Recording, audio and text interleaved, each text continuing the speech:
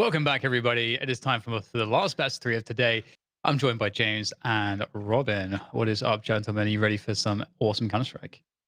I'm ready for some today. It does, actually. Nice. Did you get a haircut? Is he not in the same spot, or did you move locations? He's at home. There's been flooding everywhere. I'm not going outside. Okay. Oh, Yeah. I see. So I that's, see. Yeah. His head gets larger due to the oxygen outside when he goes out. So when he's at home, it's smaller on the camera. It looks less cushiony.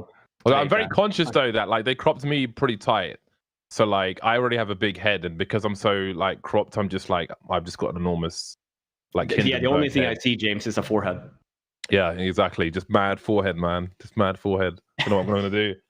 Well, you know what? Before we move forward, I need to make sure that we thank Betway for being our official betting partner of CS Summit 7. Thank you to them for making the matches so exciting, and of course making Summit possible. These events are always awesome, and so far we've had some great stuff. We have some great guests today. You guys didn't have the pleasure to share the stage with them, but it's always good to have the Fnatic.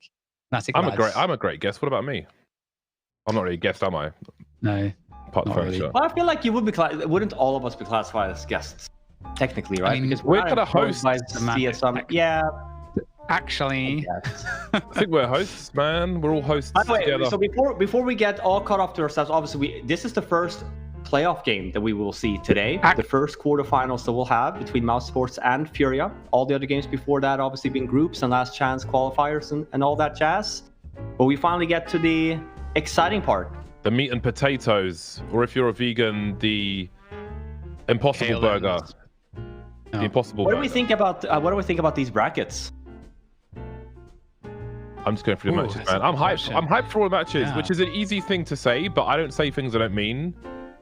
So I'm like genuinely, I don't care about people's feelings, Like I'm genuinely hyped for all these matches. I think they're all going to be great. I think the stylistic matchups are awesome. I agree. I actually was thinking about these maps. Even I think that for FURIA, obviously, even when we think about the matchups, I think the VP one's going to be very difficult no matter what. For the NIP's probably got the shitty end of the stick there, but I think all other matchups, Cloud9 being a new team, I think getting matched up against Fnatic with the new player, I think that makes sense in terms of the potential matchup. Heroic versus OG as well is going to be a pretty steamy one.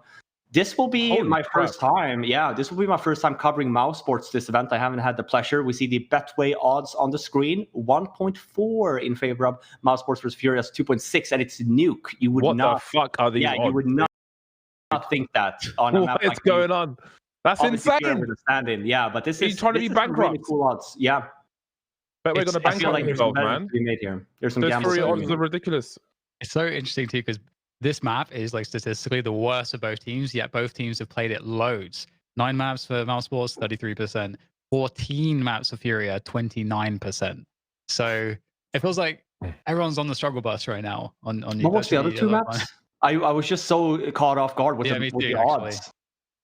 Yeah, I was just like, damn, these odds are bonkers. I didn't even look at map 2 and 3. I don't think, I mean, we saw FURIA. Can we get the maps up again? Guys. Yeah, that would be nice. I think we saw FURIA play Nuke once this event. Again, we have to remember that obviously they are playing with a stand-in on Inferno. Okay, and then Train for third. They obviously have been looking shaky. So, I mean, I would definitely have it in MOUSESPORTS' favor, but like those odds swinging that drastically over in MOUSESPORTS' favor, I'm not too sure about. I think that FURIA has definitely had a rough patch this event, but we still have to remember they're still in playoffs. So obviously still a very dangerous team here.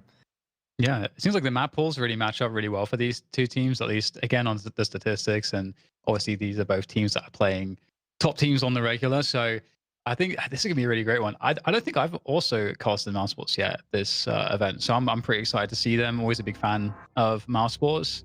And actually, no, I did cast one MOUSESPORTS game. I tell a lie. Okay, so here we are. We're going to be getting into it. Nuke to kick things off with. MOUSESPORTS and FURIA. Do we have any predictions out of the gate? I know that FURIA have played Cloud9 a couple times on this map, and it's looked great, and it's also looked shaky.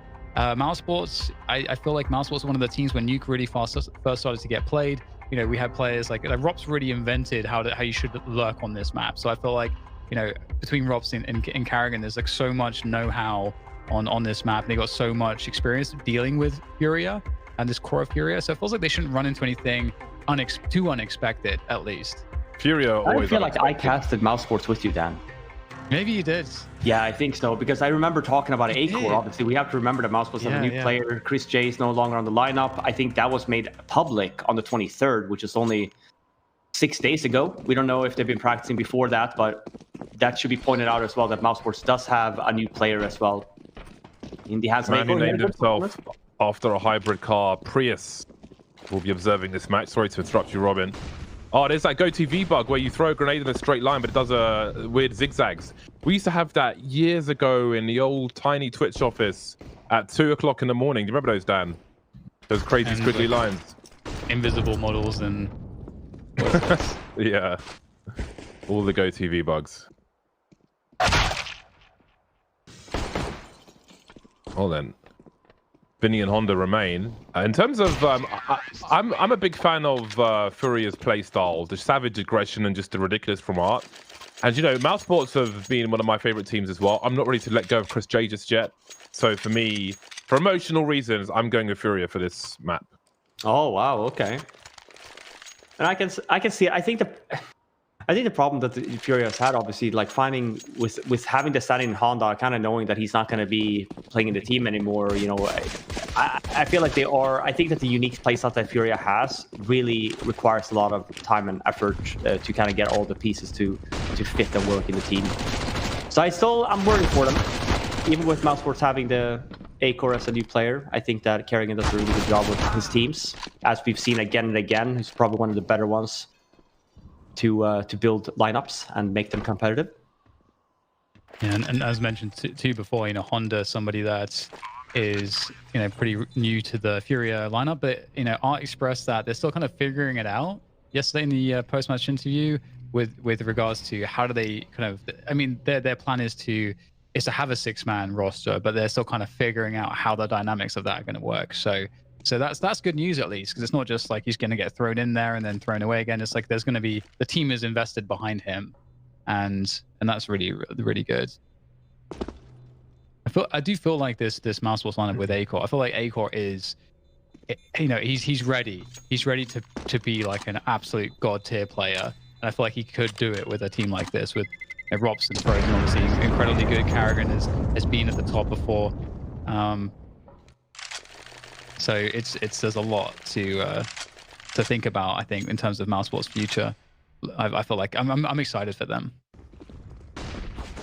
Yeah, and I think the problem you have with teams like that is, you know, argument between like a primary AWPer versus like a flexible one. And I think for me, at least, Chris J was always like a little bit more of a flexible guy. Obviously picked up the AWP a little bit more. We have to remember I've been competing against Chris J since a long time, so he's come and gone. With we talked a little bit about Twist in NIP doing the same thing, being flexible and stuff like that. I think Acor is a little bit more of, you know, specialized the AWP. Maybe that's what MOUSESPORTS needed. That's an aggressive push though from FURIA. One flashbang coming into lobby. It's a 2 versus 2 trade. He's in a 3v3. There were some saved weapons on FURIA for last round, which is why we have them with a lot of money still to this round and some SMGs and armor. Still going to be a MOUSESPORTS round though, but it was an expensive one at that. Only 2 members live from MOUSESPORTS. I would like to see Oscar get another chance at higher flights, Counter-Strike. I say higher, which is weird. You know, I don't know if like doesn't need to be top flight necessarily. I know he was picked up by a team recently, but stylistically as well, I quite liked watching him play. So I hope he's able to rise through the ranks again, so we can see if he can hold his own against the top flight players out there eventually. And is Acor at the helm for MOUSESPORTS now, looking for their 4th round in a row. Kerrigan and Frozen with some entries around the outside. And that leaves 3 for FURIA. A cold start here on Nuke. Sun may be shining, but there might be a breeze caused by MOUSESPORTS. Looking to ruffle more hairs and feathers now as Kesrato's dropped in heaven. That gives them great position on the A bomb site. No response to any of these kills just yet for FURIA. Vinny remains. Bomb has been planted. Really nice round here from MOUSESPORTS. Putting them to the test already with a very fast, aggressive round outside. It's a heaven split. I think one, was it Honda or Yuri that died on the inner bomb train or bomb site? didn't see the kills, but that was a very dominant round. First entry, yeah. And we see more and more teams when we talk about nuke, especially when we think about rotations from CT side and reads and stuff like that. There are some teams that starts with one guy lower right off the bat, which normally you talk about, where is the weak area then if you start lower, and it would be under heaven. Just to get that in control. Same thing with ramp. We talk about, free space, but ramp has always been a conversation about, what do you actually gain from taking map control? And it's a bit of a useless kind of space, which, CTs can always rotate back down lower and still hold the bomb site. But these under heaven pushes and stuff, MOUSESPORTS is one of the better teams to do it. And we see it here. Saving all 5 members alive. So round number 5 now, but even looking at economy now, it's in great shape for MOUSESPORTS. It's been 4 very dominant rounds. We know that Art loves these peeks around the squeaky door with the AWP, and he's absolutely going through any smoke that he sees. So that's not going to work out for him. So, I would imagine that MOUSESPORTS would be quite familiar with his tendencies, able to catch that action. And something I think that MOUSESPORTS could even take from the book of Cloud9 is the way that Cloud9 were trying to play against Art, spamming through the hut towards main, where Art likes to stand at the beginning of the round, just to condition him to not be there at the early timings, or to punish him for being there. And I really like that from Cloud9, and it doesn't cost you anything if you have lobby control to do that. I actually really like that as well, now that you said it from C9, because I think it really builds up, especially versus a team like FURIA that likes to go through main, as you pointed out, Dan. Because it kind of adds the flexibility of, we do one time, but then eventually, the inner rush will come or the vent will drop, and by then you don't have a guy in main anymore. Yeah, and especially too with if teams that kind of start their defaults like more heavy outside, there is that tendency, especially for a team that likes to push, to want to hit that lobby push a lot, and you're going to suggest that there could always be lots of players lobby. A nice defense coming in here from Honda. He's got a good position to possibly get another frag out of this, which he does, and that's the bomb on the ground as well, leaving A-Core alone in a 1 versus 2. Another great spot to be in. He'll swap out the... Oh, that's actually quite smart. Fires the gun, swaps out for the AK in case someone will try to punish him with a swing. But he'll go down. So, what a great recovery. It really looks very much like a MOUSESPORTS round, but especially after what Art walked past the smoke and just died instantly right at the start of the round. So... nice recovery from FURIA. That was from just one saved AWP as well, right? I think they had a couple. Art picked up the 3 kill with AWP that Art ended up dying from. But you might be right here, Dan. But yeah, that was a solid round from FURIA. Probably around, we can talk about probably they shouldn't have won. But it's just a day and age in CSGO. These smokes also something that MOUSESPORTS I feel like to use a lot. There's multiple sets of smokes you can throw outside. These are pretty common. Gets the CTs guessing exactly what happens here as well. I mean, Kerrigan, what a nice round again. I feel like he's just impresses. Alrighty there. He does this again and again, just create space. We saw that, it's starting to come back to me now as well. Obviously, we did see these guys a few days ago down because Kerrigan was doing the same kind of shenanigans. And I think he's getting, we talk about it, I think he started the process. He's always been a little bit more of an entry fragger kind of in-game leader, but I think the way that he's doing his kind of entry fragging in-game leading now is a little bit different. It's less, rushing in your face. It's more like, let's work on the rotates and let's try a little bit sneaky at the same time. And I think Kerrigan is just a really smart player. And he gets away with it a lot, I've noticed. Well, I want to know how csgo died, because he died to Rob's pushing lobby because he reacted, I guess, obviously to that heavy outside presence. Rops was left in lobby, but it kind of felt like csgo pushed by himself, which is less forgivable than if it was like a take with a teammate or two or something. Yeah, and that's something that we talked about as well this week about the new changes in Nuke. Was one of the 30 HP. So it was one of the most played maps, if not the most played map in 2020. And we kind of see the meta change a little bit when we talk about taking yard control. You tend to leave just one guy outside. It's an aggressive push here, but we see the tendency of people kind of opting against that now more and more. And if they do leave people in lobby, they tend to be 2, because since we obviously know the CTs like to push there. Oh my god, he's been on a deathmatch. Holy potatoes. Well, this is looking devastatingly bad for FURIA very early on here on Nuke. If they were to get wiped out on this round, I'm almost ready to write off the map, and that's not something I normally do. Really need to see something from them here. 4-on-4. Kerrigan smells blood in the water. And he's looking for more flesh now as he creeps towards Hell. 1 minute on the clock. Do we do any predictions here? I said FURIA for map 1. MOUSESPORTS for me, all the way. Oh, that's easy now, isn't it, Dan? Yeah, I was gonna say, let's keep track of Dan here, you know? He's gone back on his word a few times. Wants to do the swap of the gun there, only kills Kerrigan. We know that MOUSESPORTS have 2 more members there, Acre holding the flank for a little bit. As they make their way down to lower, and as we see on the minimap, Art is there. Looks like he's behind a silo. Lower, so if they do end up going down there, but actually going to opt to go up in heaven instead. I actually think this is a good call. Would have hoped for like an expo flash or something from TT. Oh, beautiful. There, but yeah, then you have Acor doing rounds like that instead. Gets a nice 3 kill at that. Reads the play from Art there at the end as well. Dominant round again from MOUSESPORTS. Slows down the pace once they get the initial kill on the Honda outside. Walks their way under a catwalk. Slows it down again. I think maybe they just went down to shoot one bullet down lower and then went up. Oh, he's so good.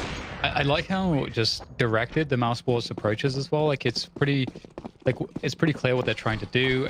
They don't really waste any time doing it. It feels like, you know, they've really trimmed the fat in that sense. Yeah, I think they found like the whole coming into this, you know, the read of, you know, how do we approach FURIA on Nuke, and it's been a lot of abuse for outside, especially under heaven. And we know though FURIA might not have the strength on the CT side, but they're a good T side of team. But to James's point, they get the time where there's just too many T rounds on a map like Nuke. Yeah, it just doesn't feel like anything is really going for FURIA at all at the moment.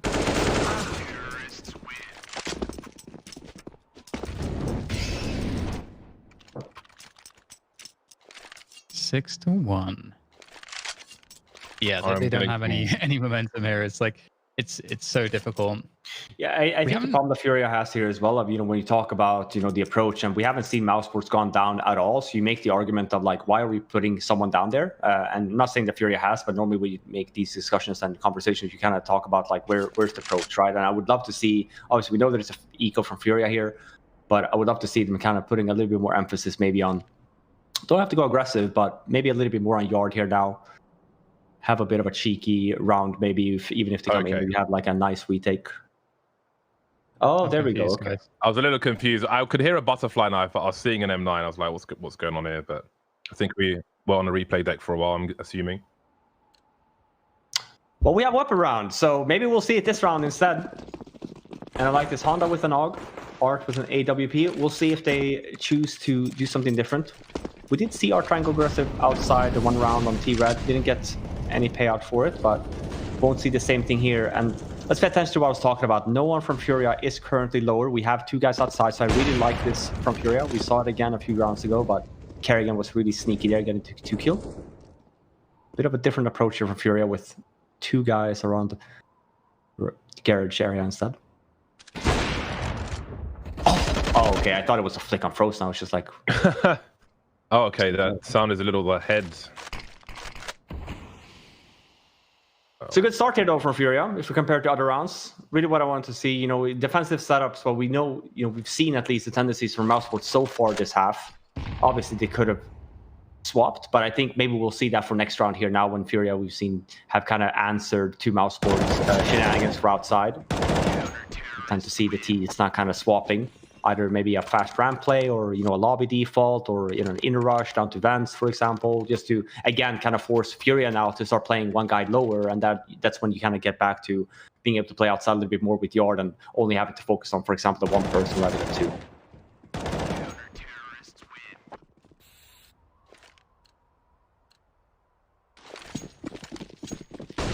Danger is losing a round right afterward for FURIA. Let's see if we get some more of the same from MOUSESPORTS. Looks like we will. Aiko going pretty fast outside, actually. He's been opening the door in many of these rounds of the AWP. Ooh, big miss from Art, and that's going to be an opportunity for Karrigan, which he'll take, and he drops straight down to main as well, keeping the pressure on. Nice kills coming in, though, from FURIA in response, and that will help them to pull ahead just for a moment. Although when the trades are said and done, it will be a 2v2. Lots of time left, and there's a lot of holes on the map for Rops to creep through. Well, Vinny might find Rops, however, the meeting of the minds here, perhaps. Doesn't want to go too deep, which I think that's a smart choice. Do they know that they have the bomb down? Yeah, I'm not sure. Because we still see Honda kind of holding that angle from Rush, and Vinny's might be peeking here as well. I know that BMUS is low on 25 HP, and the timing here is unbelievable. Honda gets spotted from underneath Heaven, only leaving Vinny now in a one-on-one situation. Both members here are low. 36 on Vinny and 25 on BMUS. Gets the bomb here as well. Looks like he'll be making his way lower. Who gets it? Who wins the round? Take your bets, yeah. I think that BMUS will probably win the round. I think he doesn't know how much time he has for post-pump. Well, he'll know now because he can hear the running. So that's really key information to help him know how, like, where he can go for it to like make this work out. But maybe he wasn't super clued into that because it seems like the way that he peeked that, he wasn't quite sure that Vinny would be around the corner. So Vinny had the fake HE, man. He HE'd on short. I think he blew away the door there as well. Yeah, the door is no longer there. Forces BMUS to kind of focus on that. Yeah, smart round by Vinny. The one nade makes a difference. That's the consecutive rounds that was needed. Definitely needed. Only keeping Vinny alive though, so it's still a very good buy here. But yeah, keeping their economy in check. And as we pointed out, MOUSESPORTS was just a very dominant early lead here on this T side of theirs. So still have a lot of money. Can afford themselves one more buy after this one if they end up losing this one. AWP on A-Core. A strong buy for both teams. We do see the swap here from MOUSESPORTS. Been focusing a lot for outside. It's a lobby default here instead. I think they had a molly for Heaven as well. Forcing Yuri onto the low ground. You can see him jiggling with some elevation. Always nice if you can change your height with a jiggle. Make things even more difficult. Starting to wonder now. Karrigan will punish him for his curiosity. I think he'll spot 2 of the final 3 players as well. You can see the communication through the crosshair of Rops looking up top. Had a slight check of Hell as well, but Honda didn't choose to peek. And again, MOUSESPORTS have time to use as they maneuver with their man advantage. There are sound cues to be heard from CT Ventno above them. He's trying to creep now, but he's going to get deleted by Robs. MOUSESPORTS looking so sharp with these AKs. And FURIA might do the same in the second half, but they need more than 3 rounds before they get there. Yeah, that was a nice entry from MOUSESPORTS as well. Alt goes down. He actually went underpass. Died from the stairs. So it's 2 quick entries from MOUSESPORTS. And we do see the swap from them in their T-side approach. Go for a lobby default, but the fact that Art goes down, he actually does move positions too. Gives MOUSESPORTS that window going down lower. And really not what you wanted to happen if you're FURIA here. Art has money if you want to buy a glass cannon off. We might see that based on FURIA's tendencies. But outside of that, with Honda being able maybe to save this weapon, FURIA not looking in good shape with the economy.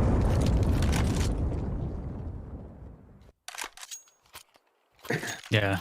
Saves the op. Yeah, I was going to say saves the op. So actually, yeah, we do see 2 drops from Art there, just for the fact that Honda saves it. So obviously with that, going to be buying off of that. So it's still going to be a pretty good buy here based on the saving on the op and Art being able to drop to 2. I think yesterday when we saw Nuke, I think Art only got like 5 frags or something. He was getting abused on that CT side. I remember, I think he got more activated on the T side. But yeah, to your point, Dan, I think C9 did a very good job in like walling the hut and ensuring that Art wasn't very active on the map. Again, Karrigan here, drops some mini, gets a kill on Art again. He's trying his usual shenanigans. He ends up going down though, but it does create a bit more space on the map. Robs used to make that play. sliding along the roller shutter into main very gracefully. Starting to creep now. MOUSESPORTS. It just feels like they're in full control, even when they're just moving into a choke point. There's no challenge on ramp for now. See Vinny desperately maybe hoping for a stroke of luck with that UMP. Not the fastest fire rate in the world. FURIA all in isolation, as we can see Honda getting blown up. Now Yuri's turn. Get something out of it. Baker is busy looking below him. Oh, he's ready. They all are, really. They've come into this so alert and sharp. Again, they have the luxury of the AK-47s. But they are using them very, very well indeed. And their numbers advantage, generally speaking. Yeah, you can make the argument here. No nades left on FURIA as well. They were hoping to potentially get the 1 kill, but the argument can be made there of potentially saving. Really good positions here in the afterpan position for MOUSESPORTS. So Yuri being the sole guy alive now. He gets the 1. Ends up going down though. 9 rounds already. Favor of MOUSESPORTS on this T side. Yeah, normally when you do that mini push as well, especially when you get art there, you tend to just make the call of like, hey, let's just rush in there, right? Like, you know, the rotation is dead. But I think that MOUSESPORTS being really smart there. They see that it's art being dead, so they should account for the fact that it should be 2 more FURIA members playing that B1 bomb site, so opt to not go aggressive.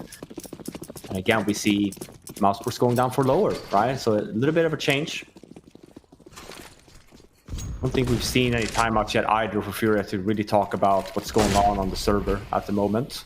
Might see that after this round for their next weapon round. Another change of pace here for MOUSESPORTS. We see a different kind of smoke lineup here for outside. This one is used a little bit more when you want to try and fake that you're just going downstairs, or if you want to be fast and maybe you just want to walk across with a bunch of players. But Art's ready for it though. Gets traded by Frozen. That's on a little bit of a lurk position outside. The intent was to go down at least 1-2 underpass and then to have 3 guys coming from ramp.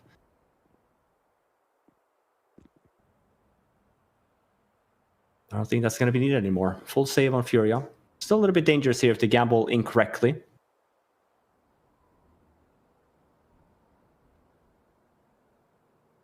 There we go. All it takes is the 1 dig, makes it a 3 versus 3, and Honda pushing into lobby now here as well. Getting a little bit dangerous here now for MOUSESPORTS. Always the potential of getting shot on the side, but with K-Strada going down, oh man, all hell breaks loose. Acor missing the shot there as well. He's got the bottom also.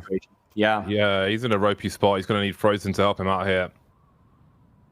He knows a gun's been collected. 30 seconds, and he's found a superior angle. I think Honda was wondering where Frozen was flanking from. Got to be flanking from somewhere. He's seen a barrel of a gun. You're even completely whiffed. That one was free.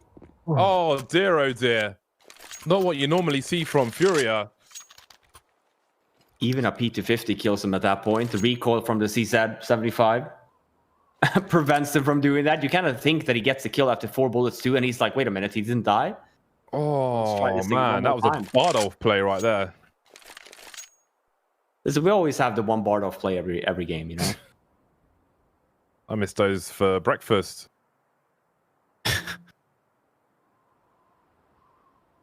This is a time of what's called here, though. This is really rough for FURIA, but at the same time, like I think it's better to get Nuke out of the way first in the series for them, because it really is a map that's they just don't have much success here, and we've just seen Art, for example, really struggle on this map. In fact, the entire team is struggling right now on this map. But yeah, I think to have this at the start of the series and later on. I think you nailed there, Dan. I think, you know, from what we've seen, you know, Art's aggressive playstyle I think works on a lot of maps, but I think people might have figured him out a little bit on Nuke. Might be worth looking into. But we see the swap again with MOUSESPORTS play. Goes for an inner, execute a fast one at that, and FURIA is just not ready for it. We see the setup that they had gone for as well. It was an outside setup. 3 guys out there. So again, MOUSESPORTS with really the upper hand here on this side in terms of calling and stuff like that. FURIA always in the back seat, essentially, you know, talking about, oh, they've been doing this and stuff like that, and you make the argument there in terms of calling and in terms of where you have people of, you know, you've just been behind in being able to hold stuff. It's always been that guessing game. Yeah, and it's also like, you know, we have seen in the V-Force, MOUSESPORTS put a lot of outside pressure, like at the beginning of timings of the round, and so if you're Furia and you got your full buyback, you want to take some initiative, you want to get the energy going in the team, you know, that's a great place to go and just try to get a kill early on. So your players are focusing on outside at the super early timings of the rounds. We can see that there's like a 3-player setup around there, but that's when MOUSESPORTS throw in the super fast play. And so, just a great call from MOUSESPORTS, really abusing the fact that Furia are looking for those opening kills outside, and this is really well called game. The executions look clean. Everybody's clearly been in a deathmatch before this one. Yeah, and they've absolutely just, you know, dragged Furia here completely on this side. We'll maybe make it a game here if Furia gets 4. Going to be very much of a, no matter what, it's going to be an uphill battle, but 12-3 versus 11-4. Big difference. I mean, at least we have 2 MOUSESPORTS numbers that's low. As I say that, Yuri actually gets one that has 100 HP, but gets traded. And man, what a dominant half. It's 12-3 in favor of MOUSESPORTS, heading over to that CT side. Can they finish it off, heading to map 2, or can Furia come with the comeback? We'll see. We'll find out right after the break.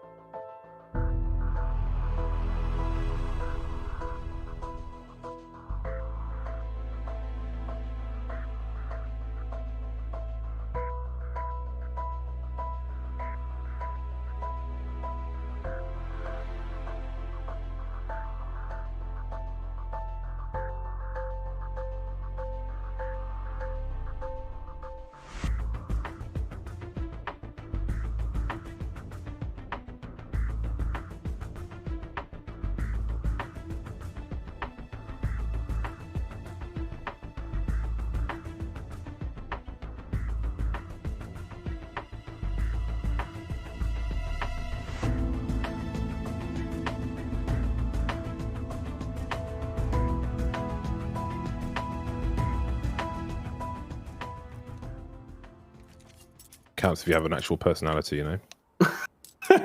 You got a point. Speaking about personalities, we have MOUSESPORTS versus Furia. A lot of personalities on the server at the moment. 12-3 in favor of MOUSESPORTS. Moving over to the CT side. Yeah, you heard it right. That means that it was 12 T rounds for MOUSESPORTS. Full control. Yeah, and they might be continuing that trend. As I say that though, Furia hits the A-bomb site. 3-on-3 situation. It's a full-on brawl here.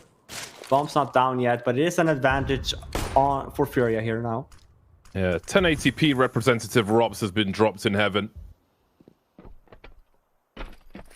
Which will leave Acor and very low health Bemis. Got them peppering through the smoke, and there will be a headshot. They could just save their Kevlar now, assuming they're both untouched. Yeah, they can get a cheap helmet next round. Just walk to T-spawn. With something to bear in mind here. Vinny, if he's lucky enough, will get a cheap helmet as well. This is something which I don't think people focused on for the longest time, but again, it was weird because I remember, so Maui did like he was doing some casts for and showcasing like old games, and he noticed that even for us, like we bought a lot of head armor. And I don't know if people remember a lot, but like we had so many moments where like, you know, the Glocks were even to a point overpowered, where it's like one bullet headshot over like across the map, you know, no accuracy. Bison was overpowered with 64 bullets. I think that we, like everyone at that time, was just worried about all these like wonky things that Valve was trying to do with making the weapons, you know, a little bit more balanced. Glock burst fire used to be epic, man.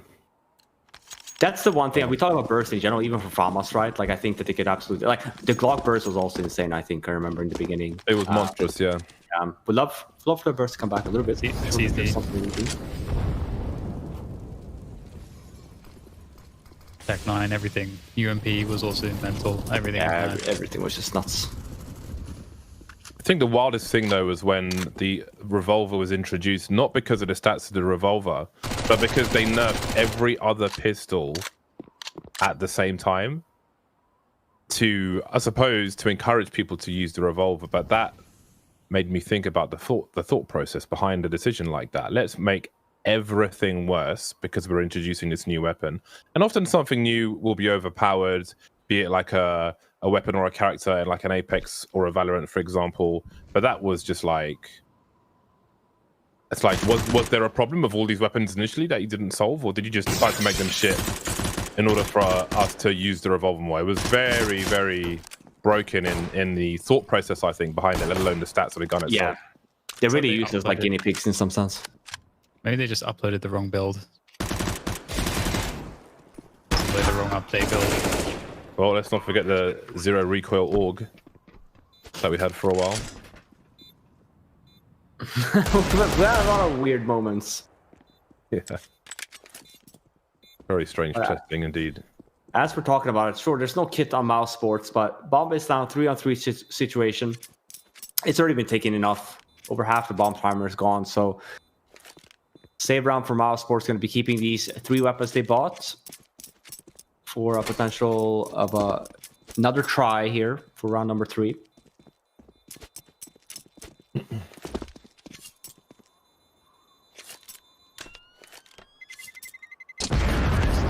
Oboe was just announced for being released fully on Complexity. That's the shame, man. Update to all, yeah? Yeah, I know he's young and stuff, so no judgment whatsoever. But I think that the timing is extremely weird as well. Like if you want to stay in Counter-Strike with everything that's going on because of the global situation. But you gotta go with your heart, man. Do what feels right for you. So yeah, we'll see what happens. Wish him the best of luck. Maybe he'll learn Portuguese and play on the Brazilian side.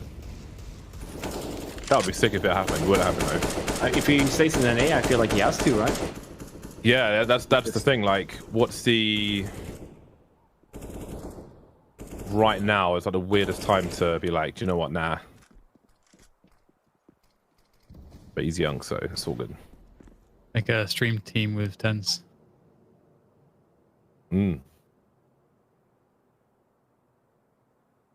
15. Furia taking this very carefully.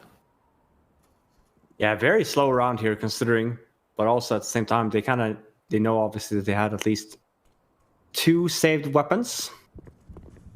Maybe a little bit worried about the potential push or even the scout here, but 50 seconds left, opting for that ramp push. We know that MOUSESPORTS have 2 members here, shuts down that play, and now it kind of forced Furia to just opt for inner here. Not a good situation to be in here if you're Furia. As I say that though, Vinny managed to walk out of hut into the bomb site. And just because of that means that MOUSESPORTS essentially lose the control of inner bomb site. It's just really Acor here up in heaven. You can potentially do something about it.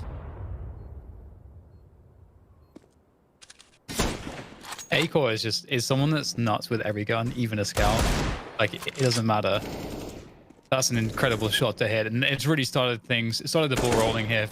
Strato stuck in the corner, and BMS will finish him off.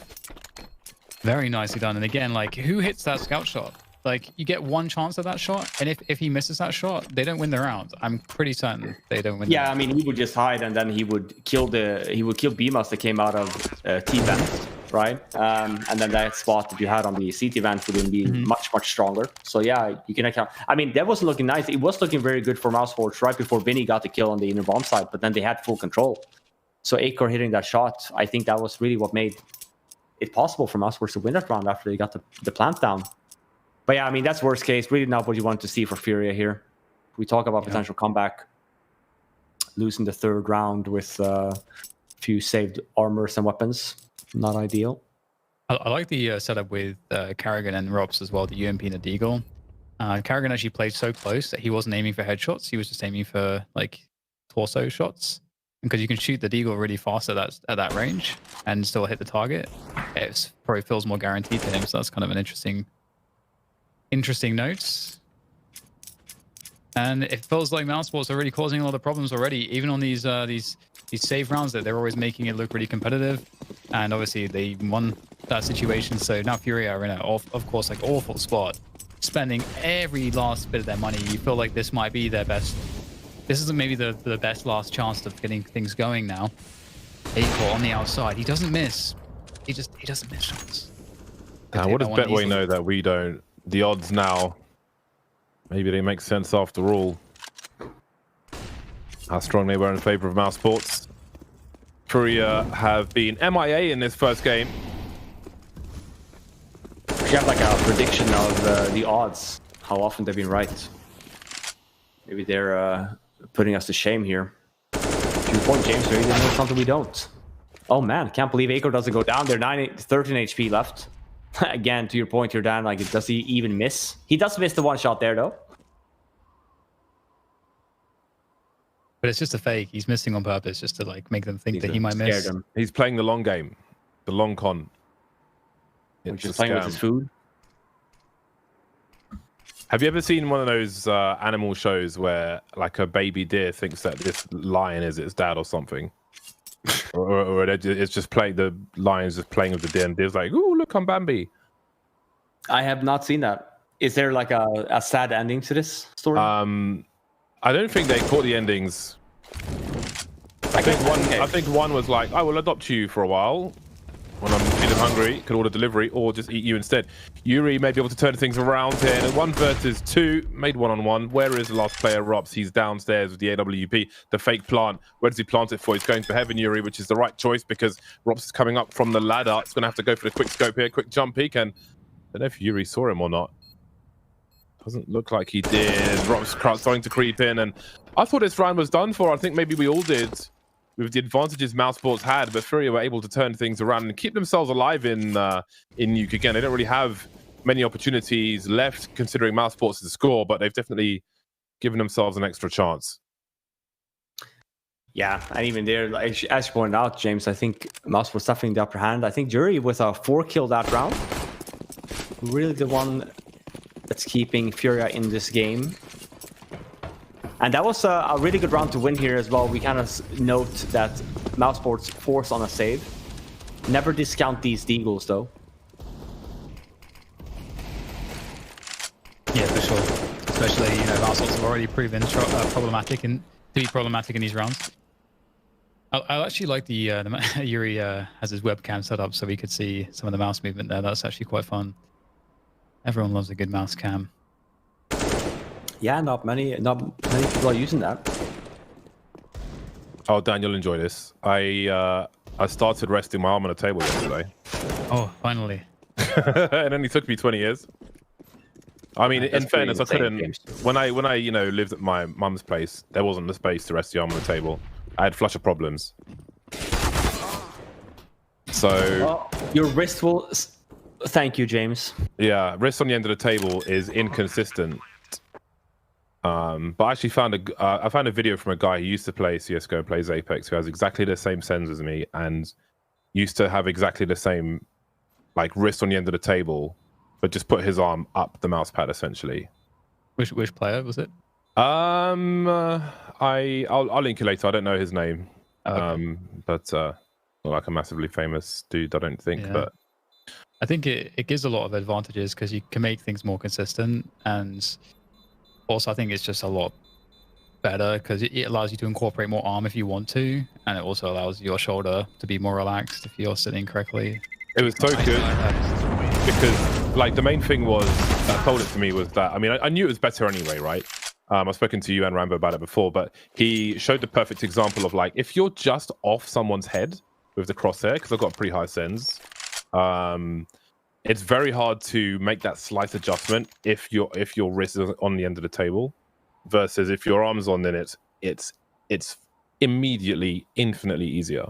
And I was really struggling with that recently, which is partly why I lost 300 elo in about a week. So just need to keep doing the same thing, and I'll actually have a consistent form for once. I remember when I first switched to doing that, it was maybe like 2010 or something, 8, 9. And I remember it felt quite weird for a while. It took me some getting used to. Have you still got the same sends as me? No, it's much faster than now. Oh, you went up again? Yeah.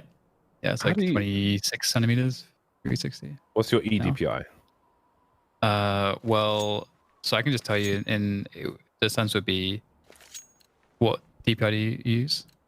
I'm at 800 1.5. Okay, so my sense would be then 2 in CS. Oh, we've gone up once more. Well, let's see if FURIA's score can keep going up as MOUSESPORTS are back on the bye. Acor's got an AWP, the rest with the M4A4s. No silenced M4s today. Crouch peek from Art, which he will regret because Acor was ready for it straight in the face. Things go from bad to worse for FURIA. We can see Yuri creeping towards the main of Acor on the outside. Just holding T-Red for now. But he's starting to wonder. Smoke is up, sees the legs, swipes the chest. And only 3 remain for FURIA. Yeah, and they're just forcing an inner here on bad timing as well. Kerrigan in a really good spot. Yeah, that's worst case from FURIA. Still have a good amount of money. Obviously, we'll go for the buy here for the win. We're not playing for ties here, you know. That's lame.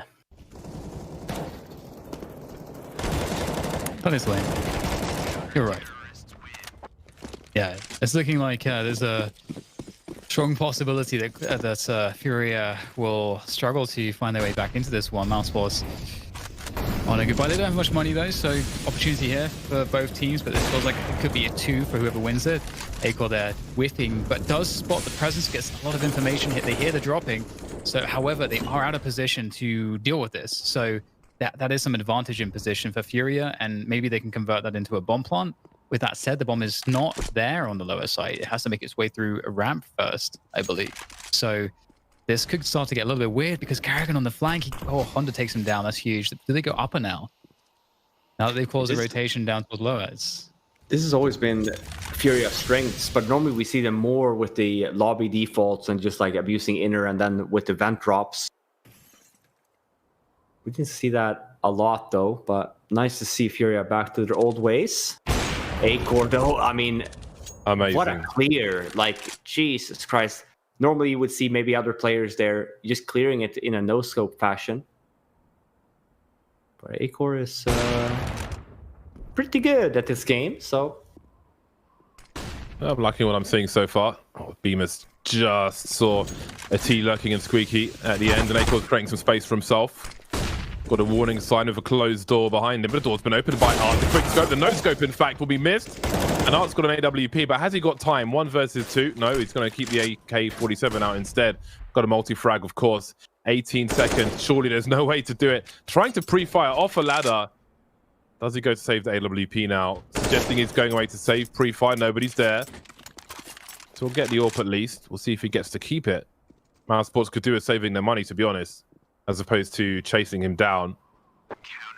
Yeah, I think they feel pretty comfortable as well about their CT side, and especially saving an AWP on a map like T or on Nuke on T side is obviously damage can be done here, but I think it's a tall ask for Art. See the same sequence again here from A Corp. Clearing short for lower, killing Case Rado. 15-7 map point. This is MOUSESPORTS map pick. Heading into Inferno next.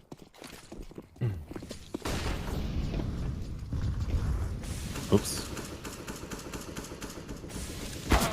Ooh. I love that he went for the aggression, even though you know it's good. You got to play the confident play. Oh, Art goes down as well outside to Rops. The orb can't be collected, but maintaining integrity of numbers will be important. As we can see, Rops is going to get challenged there on ramp. He isn't on EWP. That's a good connection, and there's no one to really trade that. That would have been an excellent moment for a swing from Honda, but he just wasn't quite ready to do that. And now they're kind of stuck. Oh, the timing here from Frozen looks perfect as well. And just like that, it seems like one by one, Furia will be picked apart as MOUSESPORTS sprint to the finish here on map 1. Yeah, and it comes off of a very dominant T side from MOUSESPORTS. Really had the upper hand the whole half, and that's going to be at 16-7 on the hands of MOUSESPORTS there on their map pick. Very, very dominant fashion there for them, I'd say. Nice approach. We see the man of the hour there, Kerrigan. I think he did a really good job there with calling, as well as the anti-fragging. He was abusing Art and Honda outside at times. Yeah, that was a very one-sided affair. I was expecting something competitive. We didn't really even have a chance to see any exciting, competitive, stylistic plays from Furia. It was just shut down from start to finish. It was full MOUSESPORTS pretty much all the way. And indeed, that is the first map very swiftly in the bag. And perhaps those Betway odds made sense after all. Certainly did from what we saw on the server. Well, I suppose it's break time. When we come back, we'll look a little more at Nuke before we move into the next maps. We'll see you.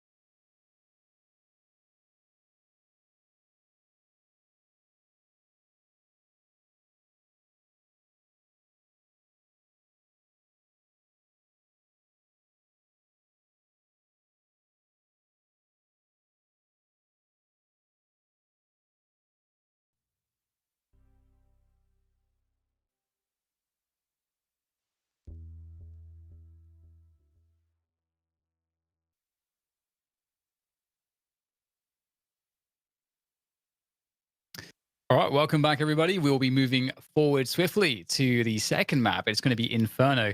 First map on Nuke with MOUSESPORTS and Furia was pretty damn straightforward. It felt like an open and shut case. It seems, guys, like Furia are kind of uncomfortable on Nuke, and MOUSESPORTS knew exactly how to push their buttons to really, especially just disable Art. He doesn't really seem to be able to get too much on this map, and they didn't have any CT side here. Yeah, and it's also concerning here as well. We see Furia peeking into Inferno, and it's been one of the maps they played twice this event. Haven't won either one of them versus BP or C9. It's going to be the first time we see MOUSESPORTS though on Inferno this event. But yeah, I mean, this is just very dominant, I'd say, from MOUSESPORTS in general on the side of Nuke. I think Kerrigan did a really good job here, starting the map or the side off with a very fast kind of aggressive play for outside and kind of keeping that tendency for a long time and then swapping over to lobby default. If anything, I'd say that Furia just had a really hard time in getting a grasp for what MOUSESPORTS wanted to do. Money obviously wasn't in order at the same time. No swap over, and I think that it was a pretty quick CT side there as well. FURIA tried to get their way back, but too little, too late. Yeah, caught sleeping by a dominant MOUSESPORTS. Both teams have got good numbers for Inferno, though, in terms of maps played and win rate in the 60s and 70s. Yeah. Sorry, Jay. Just a note here on Nuke. If we just pay attention, if we see, like, for example, how dominant just MOUSESPORTS were, like, there were not a lot of plants on that T side that they ended up winning, 12-3. There was a lot of times where it's just straight out eliminations. Obviously, we know that FURIA likes to pick, likes to fight their opponents, but really comes to show here how just dominant MOUSESPORTS were when they didn't even need to go to late round with getting the bomb plants and playing for after plants. But we see the difference for FURIA already. It's 4 plants for their T side, so we're a little bit more active. But yeah, concerning, I'd say, for FURIA here. T sides are the one side that we tend to talk about FURIA, the straight aggression and the nice trades and them really getting the economy in order and putting the CTs to the test. But the worrisome part here for Inferno is that they haven't really been showing that this event so far. So yeah, this is concerning. We see the odds here as well. I was going to say, yeah, and there's a lot to support it. MOUSESPORTS really, really effective on Inferno. The FURIA they played yesterday, and I think they lost 6 pistols of 6 pistols.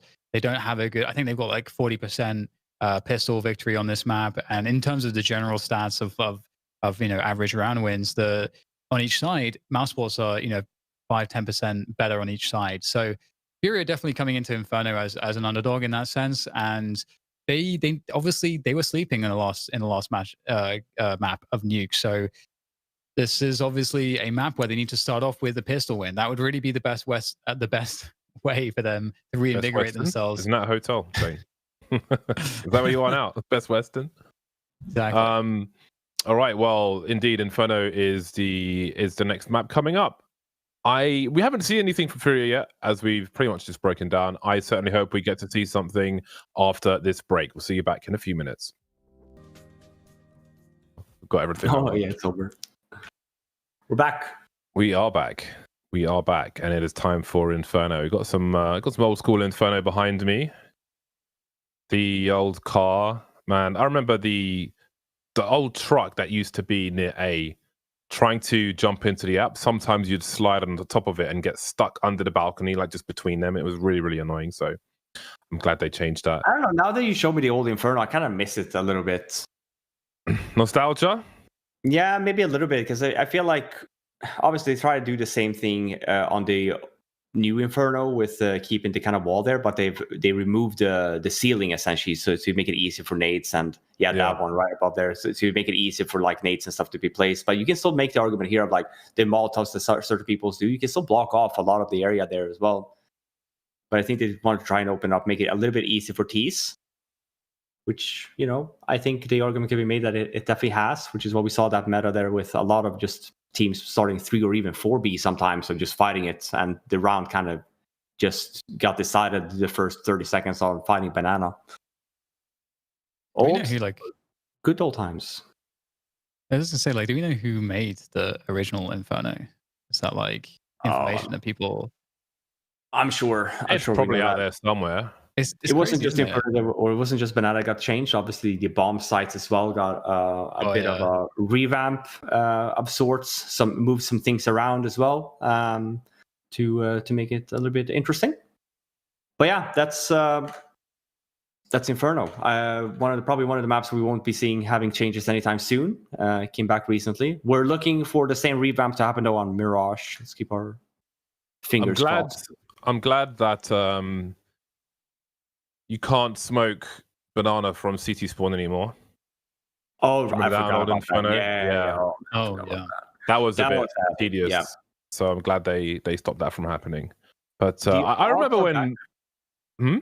The odds are back, James. Oh, the odds are back indeed. Just if you didn't catch them earlier, FURIA are a heavy underdog in this series. And they proved to be right on the first map. Took me by surprise in terms of what happened on the server. It wasn't really competitive.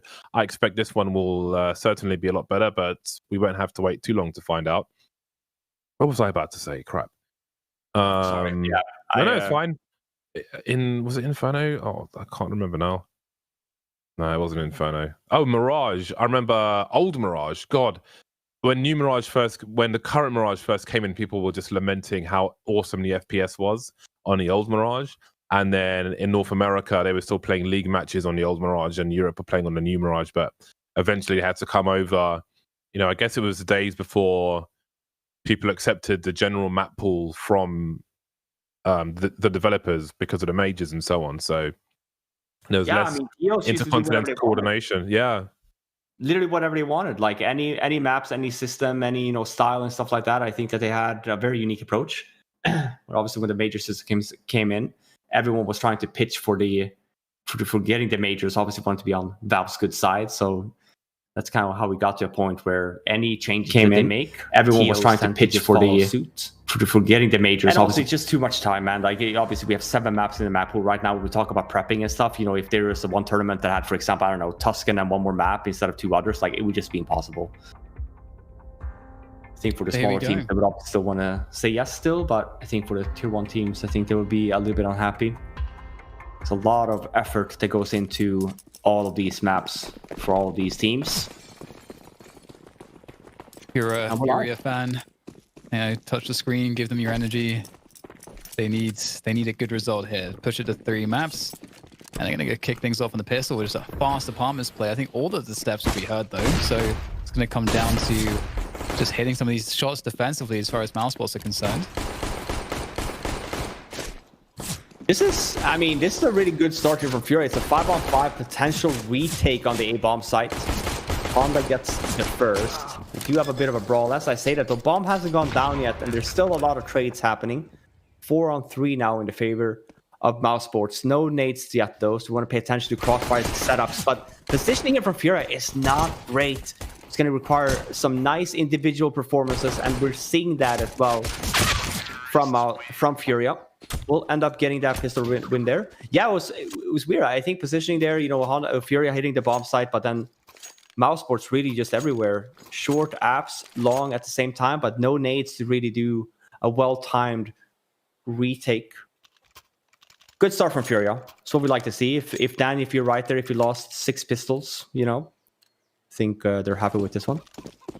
Yeah, I don't remember what happened on Nuke in terms of pistols, but yeah, that previous series against Cloud9, they lost every pistol.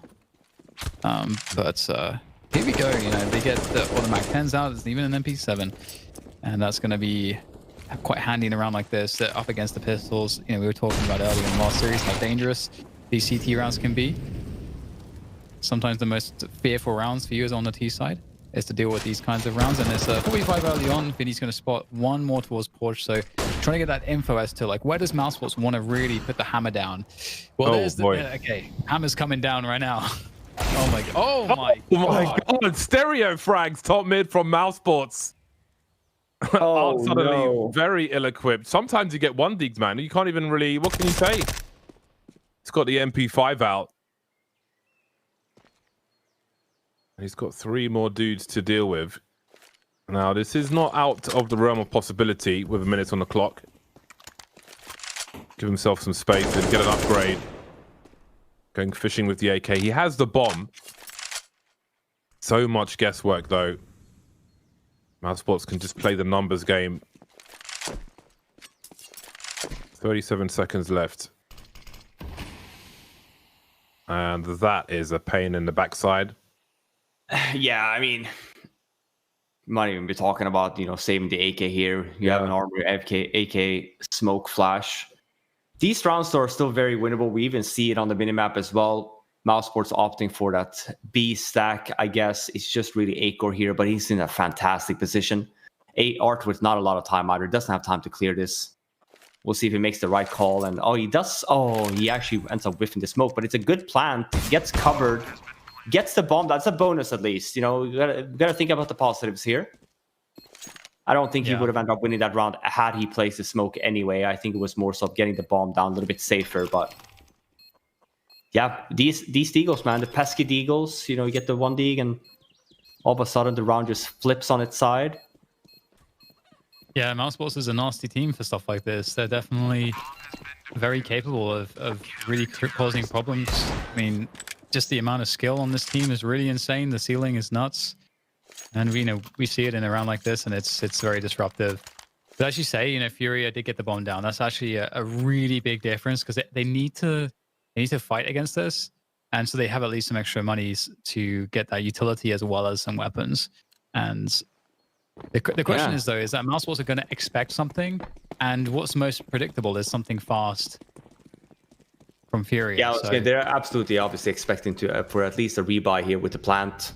See an old CIS tendency here from Furia, dropping some AKs instead of having strong weapons across the board. It was Art that ended up dropping him, leaving him with just a Deagle, no armor. And a nice early entry here from MOUSESPORTS. Really not what you wanted to see if you're Furia on a low buy like this. Kind of want to try and stay together a little bit. At least gets a potential of a trade.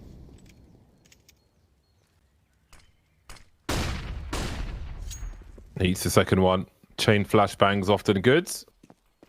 Standard in Pro CS.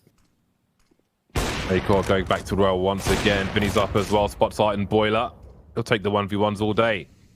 Look at the confidence of the man. It's great that he's been given the space to do this. He did tell us that he can do whatever he wants, basically, and he is making good use of that. That's a nasty burst from Robs. 1080p, baby. Yuri was expecting it too. It was almost going to be a super nice round for Yuri. Rob's very crispy. And Art was tagged from before. Very smart here. He's throwing away some weapons. See the Venus has a Mac 10, so he might have wanted to try and find the AK or the AWP there, but it's not going to happen. Oh, he found an AK there at least. Obviously, there's a lot of fighting going on in mid at the same time, so well, Art did the best job possible. He threw away the op though, but not sure if that was an intent for MOUSESPORTS anyway to be running a double op setup. Yeah, and it's a really scary prospect. Acor can really do a lot with his AWP. He can run around a lot. This might not be the round to do it because taking a risk with the AWP to do a forward play, you can do it, sure, if you're really confident, but the return is not the return versus the risk is not nearly as great as if you're playing a full buy round. That said, he's going to get a pick top mid. I think there's a boost. Was there a boost for him to get that? I'm not sure if there was or not, but either way, someone's dead at top mid. Yeah, I'm not sure. This is looking like a very dominant MOUSESPORTS round, though. Only really a Deagle on K-Serato. Glocks here on the other remaining 3 Furia members. And much needed round here, I'd say, for MOUSESPORTS in terms of their economy. We're looking to them to not lose a lot of members here. And this is always the worrisome part when we talk about Inferno, the CT sides. Like, how do we get these 11-4 sides or even 10-5s? Obviously comes in the brunt of good economy and always having full utility, even if you lose the one round. Makes it very difficult for Tees. Yeah, and I love the... just trying to find, as I say on the CT side, trying to find an opportunity to get a pick before the Tees have done anything, before they've, when they're mid-default or early in their default or whatever it is. You can see that MOUSESPORTS are trying to be very active.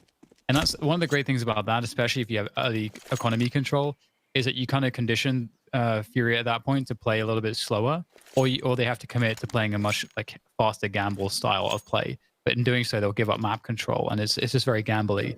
So I think most teams will take the safer option and play slower to make sure that they can punish early aggressions, which are risky, and they become even riskier if the opponent's expecting it.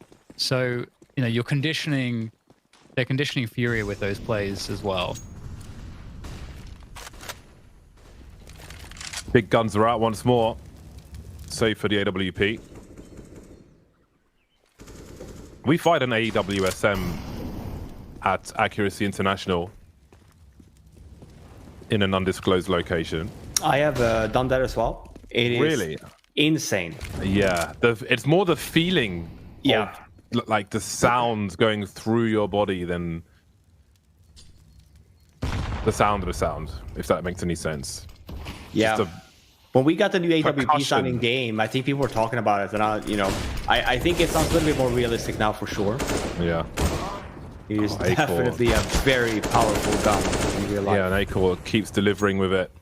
Still alive around this B bomb site. The bomb's in CT spawn. The bomb's been lost. The waypoints are broken. But MOUSESPORTS have been deleted through and around the smokes as well. Team is 1 versus 4. There are plenty of people who are low, but Vinny's got the angle. And FURIA have a second round. I think we saw this from FURIA as well. I think that's when we had Fnatic on. We talked a little bit about them. To me, at least, we've seen a few teams kind of, do these plays of going into CT spawn. I'd make the argument that Fnatic was one of the first. This is a long time ago now. Always been trying to really stretch the boundaries a little bit of the maps, Fnatic. I feel like trying to try something new and some unique play. Definitely one of the things that got a little bit popular. FURIA has been coming back and using it a little bit more. We've seen that on their T side on Inferno.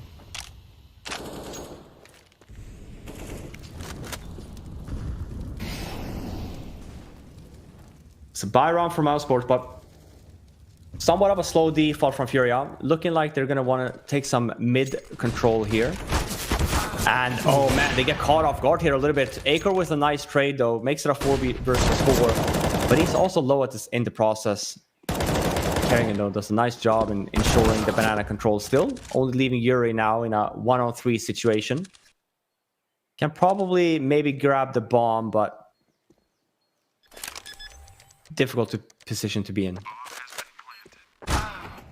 Yeah, and just what a great response from MOUSESPORTS. First, you see Robs and Acor looking to try to create something, maybe a moment around the timing around the smoke, dissipating top mid, and then as they fall back, obviously Robs gets caught out. They get that risk, doesn't pay off, but Acor, at least as you say, trades. And at the exact same moment, there's a pop flash info play down banana, so that when that top mid take's coming in, there is a full picture of what does it actually mean. And given that only one player was spotted on banana and Kerrigan gets that kill, they know that's like the lurk player, so they know everything at that point. So it just seems like seems like MOUSESPORTS have great timings and they have a very good understanding of exactly how to win the information game. Yeah, great comms in the process, right? You wouldn't be making these plays if you don't have at least some sort of comms. I was going to say, I don't think they're expecting Art to be already by the car. He finds one duel, but it's not going to give him any success. 2 HP left, and BMUS gets Honda down in apartments. And then it's another entry going in the way of MOUSESPORTS. Did you see the response from Kerrigan as well? He's like, oh, you want to fight on B? Let's go. Just go for the wide swing. Yeah, I like the response because obviously the bait there is there with the 3-man setup on the B-bomb side. I think the general instruction is to just fight them as much as possible. You can see Robs has an off angle on the balconies. If anybody jumps up, they won't see him and he can start shooting. Starts engaging one player, falls down, and decides to fight another one in mid. The round may not go their way. We'll see. There is a flank on the way from the bottom of mid via Kerrigan. But I love the general instruction. You can't allow FURIA to just do what they want to. You've got to fight them. Otherwise, you'll get run over. Surely a free kill for Kerrigan. Instant trade, though, from csgo.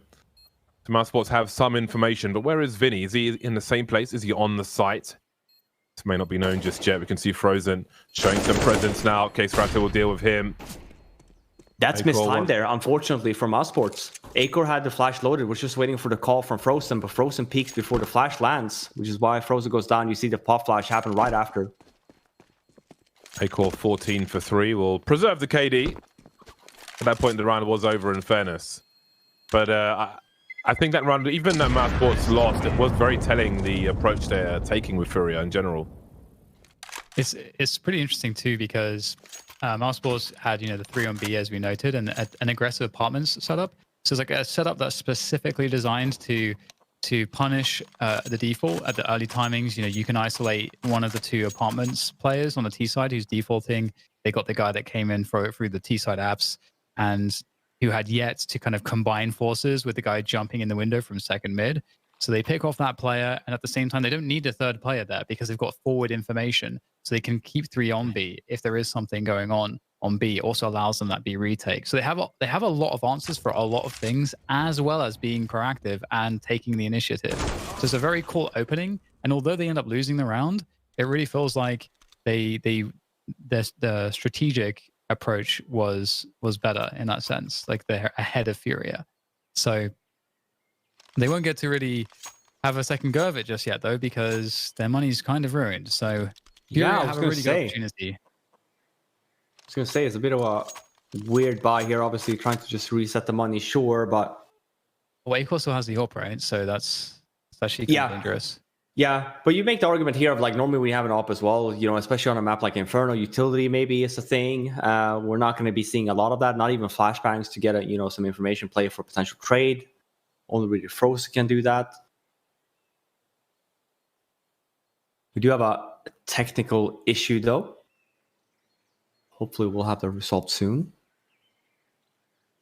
And the thing is, as well, is it doesn't look like they'll have...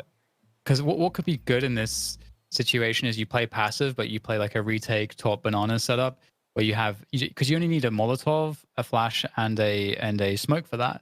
And that's like so that's very low cost, and that can be like a very plus EV way of playing your utility. And they don't even have that. So the question is, you know, what do you do? Because you don't have the utility again. So you can't really aggressively fight for banana. You can't retake banana, which means you can only play passively around banana. So do you stack it, or do you and then leave like one or two players to do everything at A, or do you try to stack A and just give up like one side of the map and just pray that they go to you and you get some early engagements? With like no utility, it feels like you know your options are kind of massively reduced to those things. Yeah, I agree. At the same time, you can't really afford yourself to go very aggressive either because you can't really get away, right? Because of the utility. So, like, really what you're banking for here is for MOUSESPORTS is let's do a good gamble to your pointer down. Like, even if you do a buy, like, because of the fact you don't have utility, you're looking for firepower. You're looking to land your shots. And with that, obviously, the trade game is very important. So we're looking for crossfires here. We're looking for potential some cheeky setups here as well. Maybe a quad setup as well with 3 or 4 members in middle. If that's the read that they have of Furia potentially liking to take over mid early. Same thing there, for example, what they did. Yeah, or even what they did before as well. They had this banana play, and I think they don't have a molly to block it off. Neither do they have... Frozen has 2 flashbangs, so you could make the argument of like, yeah, we can fight banana early, which you can still do with the 2 smokes and fade off the 1 molly. That's the one aggressive play that maybe I could see them doing, but nonetheless, I would like for them to have some more just crossfire setups here instead. Go for the trade game. See, we talked about them finding it very hard to go aggressive. They're going to go down... Okay, it looked like Acor was actually really committing to that, walking down mid. Oh, I'm sad now. I really wanted to see that, but we denied. Yeah, and for Furia here, obviously I was going to say, if you don't end up going fast, it's just very important for you to not lose entries, early. As we know, that MOUSESPORTS doesn't have a lot of utility, so only down to the 1 smoke left now. B-Mouse, they're just walking in here. That's cocky. It's a battle of who could be more aggressive. I think Furia will probably win, but Acor definitely had the best performance on the server thus far, 3 versus 3. He might have a chance to creep forward. Oh, got to be careful. It has spread, and that's taken a lot of HP away. We still have Yuri wrapping in CT, but Rops is still in the pit of the A bomb site. You do never quite know with Furia. Even if they go for a plant on B, they could still plant on A afterwards, so... Oh dear, that rotation is going to come in far too late. Acor stuck now in the ruins. Although you never know if he's able to hide in plain sight here for a while. Perhaps Rops could make this winnable. Acor does have a kit, and Rops is on the way. But Yuri is smartly... Look at that spatial awareness. He has no idea where Rops is, so he will give himself some cover. And here comes Rops with a Desert Eagle. So perhaps this won't be what we thought it might. There goes Acor being deleted now. Still a question about Rops. He knows his angles. But so do Furia. Yeah, I mean, this is really where practice comes in. A small notice was there, but to your point, he was stuck in the corner. He obviously had the smoke in spools kind of covering him. Vinny was covering him from CT spawn as well, so it was a very good after plan position here from Yuri. Obviously, when the smoke kind of lands, that blocks the vision from Vinny, but full smoke being faded gives Yuri a lot of one-on-one duels here. And yeah, that was a cocky play for Furia, I'd say. You know, really putting it to the test there, knowing as well. Obviously, we see it firsthand. Furia doesn't have that information, but MOUSESPORTS now with a lot of utility. So walking into banana dry works out for him anyway, but could have been dangerous. Oh, boost there. Oh, well, so that'll be dealt with pretty easily. So that's the round over. That's how we like it, nice and quick. Yeah, it was a full save from MOUSESPORTS. You're really coming back in really strong. It didn't look like it was going to happen like this so quickly. It did feel like MOUSESPORTS was doing a lot of really good moves, and they were looking very confident, which is really just a testament to also just how good Furia is, of course. Yeah, and they got 70 rounds versus VP on the T side. Only 4 versus C9. So have had a better performance here at least than versus C9. We can see if they can match the results they had versus VP. But this is really what we are expecting from Furia if we talk about their win conditions. We are looking for a pretty dominant T side, or at least with a T-sided win.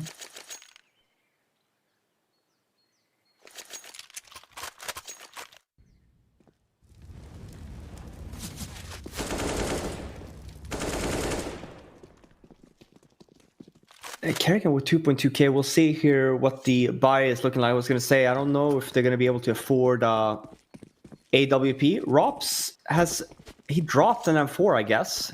Or has he just forgotten the weapon in spawn?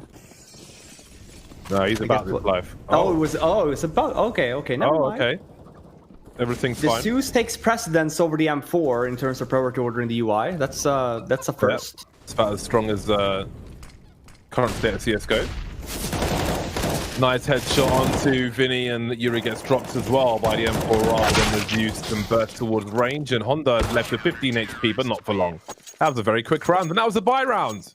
I was going to say, that looked like an eco based on how fast that was, but there was no trades done. Furia, MOUSESPORTS again with a really nice timing. First round we've seen that from them. You tend to talk about, the risk that you want to, the risk assessment in the terms of the buys that you have. Normally you tend to do a little bit more aggressive plays when the money is on your side. You don't tend to see rounds like that when you know that you could be potentially put on another eco. But I do like that from MOUSESPORTS. Yeah, just willing to fight top mids. And, that wasn't, that was a top mid take that was coming in kind of, it wasn't 4 players. It wasn't the typical, we've got banana control, we've got a guy holding banana. Now we've got our 2 apps players who will be joined by the 2 players in mid, and we've got that 4-player push. I think it was just 2 or 3 players. So MOUSESPORTS definitely much more ready for that kind of engagement, and they definitely want that engagement. I think it goes to your point. I forget which one of you mentioned it, but just the whole let's fight, let's just fight Furia all the time type of thing. And speaking of this wide swing top mid against AK-47s, I guess that just further proves the point. That's so insane as well. You can make the argument there of why doesn't that guy die? Yeah, where did the bullets go? Oh, again, we see here constant abuse here on the B-bomb side as well. Frozen and Kerrigan. And they kind of allow themselves to be put in these positions because we've seen as well, MOUSESPORTS hasn't really fought for banana a lot. They've just been going for the information plays, waiting for Furia to make a noise. We'll react to that. And that was to James' point. You kind of put the fight against them instead of just standing there. So reactive plays, mid-round aggressions. This is a wild game of Inferno. It is completely wild. It must be stressful to play. I don't know if it'll be more fun or stressful to play such an aggressive game. God, there's such sharp aimers on the server as well. Doesn't spot Rops by Graveyard. Moves into the long position. We can see Kerrigan pushing a smoke top banana where he might meet the bomb alone with Honda, who just started to move his mouse away. And that gives Kerrigan the drop on the bomb. Art flying toward Rops' position. Maybe he did see him after all, but to no avail. The round goes to the way of MOUSESPORTS. What is going on? Yeah, I mean, again, I think MOUSESPORTS just doing this very good. I mean, obviously, again, if you end up getting a kill on Kerrigan here, it's going to be very beneficial for the T's. But I feel like Kerrigan's success has just been very good here, and even in terms of timing of the approach that they want to take of taking banana control back. And he just gets the payoff again and again. Good series so far from Kerrigan.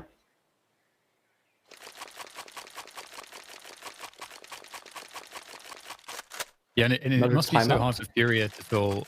I mean, really for any team to feel comfortable to play to like really settle into their game, because you're constantly being disrupted. You can't, like MOUSESPORTS are not really allowing Furia to default with these aggressions. You know, they're just saying you have to fight us now, and that just changes the round. So it's like they're trying to provoke these scenarios, these like mid-round scenarios, where you're in these 4v4s and so on. Like they're, as the CT side, are trying to provoke that as much as they can.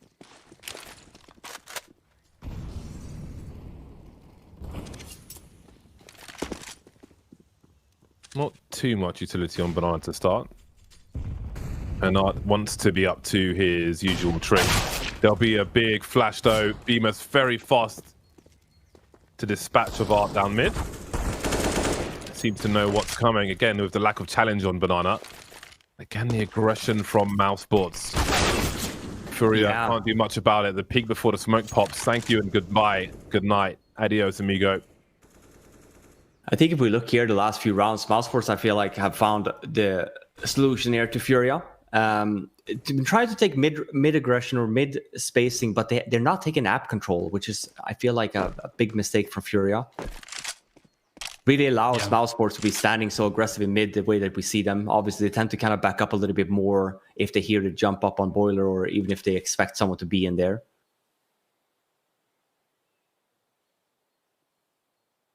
Could still be something in this if Vinny can hit a really insane shot, but that's denied by Kerrigan. He gets the bomb as well. And that pop flash play top mid, that had to be a call from Kerrigan, because Kerrigan had the information as to, like, as the first point of contact on, but like being a banana player. He has the first information as to when he thinks that rotation will come away from this position, which we're seeing on the replay right now, and then when it's going to come top mid. You can see that the top mid flash was just like perfectly timed, because it just caught. Because I mean, at this point, when that smoke refreshes, the T's have to either challenge it or they have to start walking to top mid. And so Kerrigan can time that perfectly with the info that he has. Yeah, at least you know that they're done in ramp and stuff like that, so you're at least expecting some T players to be situated somewhere around mid.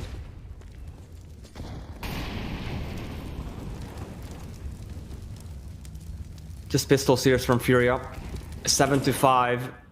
It was looking good. MOUSESPORTS getting their economy in order. And Kerrigan's already down banana here again. It's 5 versus 5. I mean, this is so risky. Oh, beautiful. They smoked off the bomb as well. Again, they're setting the pace on the CT side, it feels like. And against a team like Furia, what a way to respond. You can't be meek, you can't wilt. You must be strong. They refuse to be bullied. Someone's going to be the bully. Seems it will be them. Hudson now on a 1 versus 2. Still has a bomb to rescue, though. Kerrigan is everywhere. From bottom of banana to long. What freedom he has. He's trying to catch up with Acor. He's on 15 kills at the moment. Yeah, and this is where we talk about, you know, being ahead in terms of the mental game of, you know, reading the game well. The problem that Furia has here is that they're going to talk about, like, oh, listen, we have to take banana control. The problem that now is that because the red has been done and MOUSESPORTS been able to take banana with just two players, it's a very easy call here for Kerrigan to make of, like, hey, listen, just watch out for B. Let's start 3B this round, for example. And obviously then we look at the openings and stuff like that. We talk about potential of, you know, like even further 400 IQ, you know, if Furia kind of expects the same thing, then we talk about, you know, what are the other options. But normally we kind of see CTs more and more so now because of the fact that they are very easily abused with only 2 players on A. We do see then the tendencies of more and more teams just kind of going aggressive in apps with 2 members and 3 members towards B. Very, very tough spot to be in here now if you're Furia. I would make the argument here of even to a point of even like maybe pulling an old little VP here of like, you don't necessarily have to take the aggression to them. You know that MOUSESPORTS have been actively wanting to take banana. What if we just stand defensive here for, you know, over a minute this time around and we take back banana? a little bit cheaper, right, with maybe 1 or 2 flashbangs, but we just ensure that we have maybe not a man advantage, but at least to a point where we don't have a man disadvantage. We'll see. We're back in the game here now. We'll see what they've talked about. We had a tactical into a technical, I think.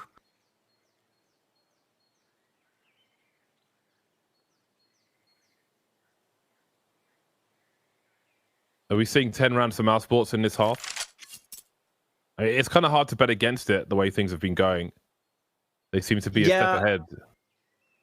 You could even make the argument, even if FURIA gets this one, obviously we look at the money from MOUSESPORTS, and it's just, for FURIA struggling the way that they have, you can make the argument of it's going to be very difficult to get the last 2 rounds here for them. But maybe they've figured this out. Can't believe the amount of success Acor has had. And again, we did have the honor of interviewing him, not sure if it was yesterday or the day before, and I did ask him about how much freedom he had, and he can do whatever he wants, which is fantastic, and we can see he's playing with confidence. And I feel like we're in an era where snipers understand, maybe with the example set by Fnatic and JW, where you got to allow the guy to have the confidence to win you rounds and matches. Essentially, it's great to see more and more snipers playing in that fashion, and Acor certainly has been in a short time he's been with MOUSESPORTS, which has been a joy to watch. Currently 15 for 8, although Carrigan's trying to catch up with him. Maybe they've got a bet on. He's 14 for 7. Frozen hasn't had much to do in comparison.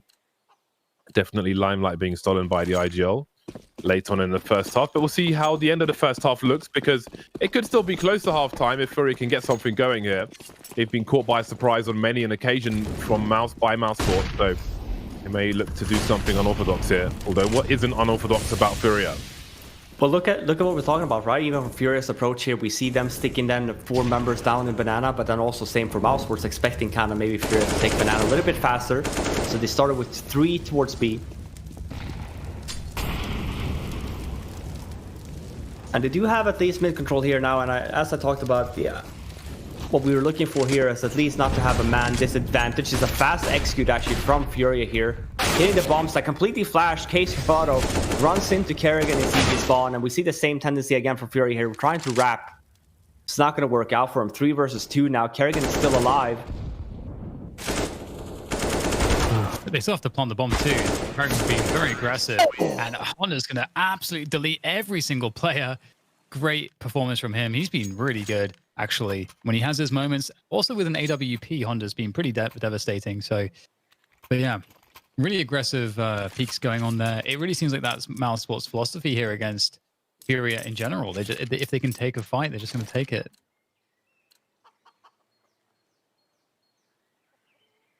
They needed that. Talking about it being, there we go. We're talking about it's going to be a very difficult 2 rounds here from FURIA if they want to try and get away with both. That wasn't looking like a round that they were set to win. But I do like to change their pace here, though, for FURIA. They have just been dying entries there, trying to get a grasp of mid. It's the fact that they opt for a little bit of a B presence instead works out for them.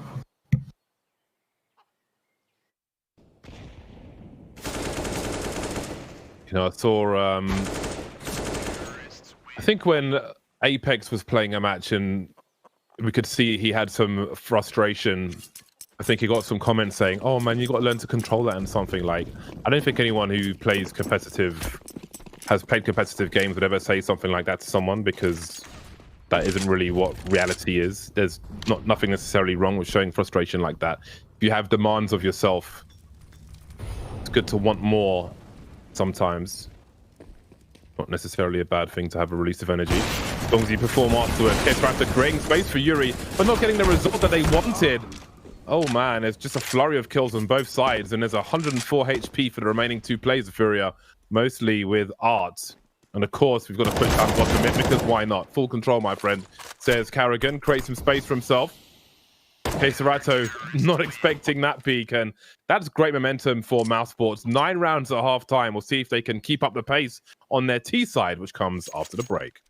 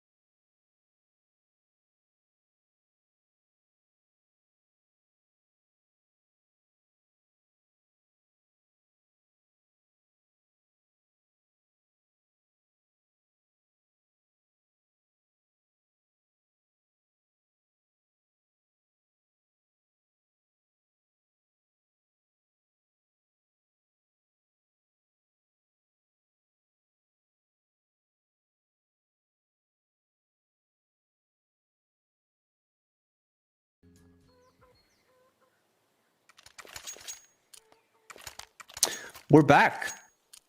Second half, map 2 between MOUSESPORTS and FURIA. Was looking pretty competitive there. We had an even game, and then MOUSESPORTS got the hang of it at the end, 9-6. FURIA still in this game, though.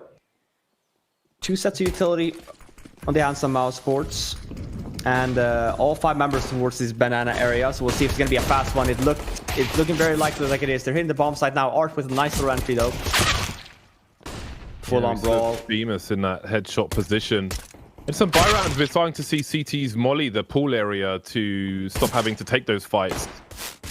Giving the T side so many angles. Bemis now 1 versus 3. None versus 3 because he's dead. FURIA with a much-needed pistol round. A 3K from Vinny on the B bomb site will certainly help. Maybe a relief. Go on. I was going to say, that's both pistol rounds now for FURIA. We know, obviously, they lost the eco last half, but I think Dan might have anti-jinxed them there when he talked about them not winning pistol rounds yesterday. So that's at least a start, you know. Now, obviously, what we're looking for here is anti-eco round win as well. MOUSESPORTS full buy except for Acor. So looking pretty likely here that we will be seeing an AWP on him the first weapon round. Yeah, Carrigan tried to push to top car and had to run through a Molotov, so it didn't go too well for him. Separated from his teammates. We know, by the way, that he loves to run down banana. He was the one that innovated that like half wall smoke at the beginning of the round so that you can beat the timings of the CTs and so on and so forth. So no stranger to dying on banana early if that's what it takes. But that's actually something that's been really fun about this team, is watching Carrigan, how much he wants to go in first. Oh, that's a nice shot. I feel like he's also developed the way he's done it. And I think that's very impressive because obviously you can make the argument that he's not 18 anymore. So reinventing yourself is a little bit difficult. Sure, we're not saying that he's a primary op or anything like that, but I do think that he's, even the entry style that he has changed a little bit. Yeah, he's effective against the top competition. And there was a huge criticism when back in the old phase days that he just couldn't cut it. And look at him. Yeah, he's dropping bombs. I think that's also why you see the rumor, right? We don't know if it's true or not, but you know there has been rumors circulating about Carrigan potentially going back to phase. I think this MOUSESPORTS lineup is really exciting, though. I think with the addition of Acor here, I mean, I think I think they have some really cool pieces. Bemis didn't really work out in phase, right? We saw that, but maybe it was a mismatch of playing styles and stuff. I think that he's really found his way in this team. Yeah, that would be a huge loss if they were to no longer have Carrigan, because he's definitely a captain figure. Has a lot of personality in a room full of nerds. Not that in terms of go on. Oh, sorry. I was just gonna say in terms of also. Oh no! Nuke. Oh my days! Oh, it's an eco though, so it will pad the stats a little bit, which is nice. That's the one thing normally I do tend to ask. We forgot about it. I would have loved to see MOUSESPORTS utility damage on that CT side. Maybe we can see it now, DJ, if that's okay. See if FURIA's going to have a bit more UD now from that last round. But I was just going to say, Carrigan has had more success building lineups to the absolute top level than anybody else. And he's done it with so many different types of teams and international teams. He's got to have some of the highest stock value of any player in Counter-Strike. Because of that record that he has. Oh boy, that was a collateral. Oh, he hits 15 HP. He hits all 3 essentially. Yeah. Art's still alive though, so that's important for FURIA. And they got pop flashes of their own top mid, just as MOUSESPORTS did.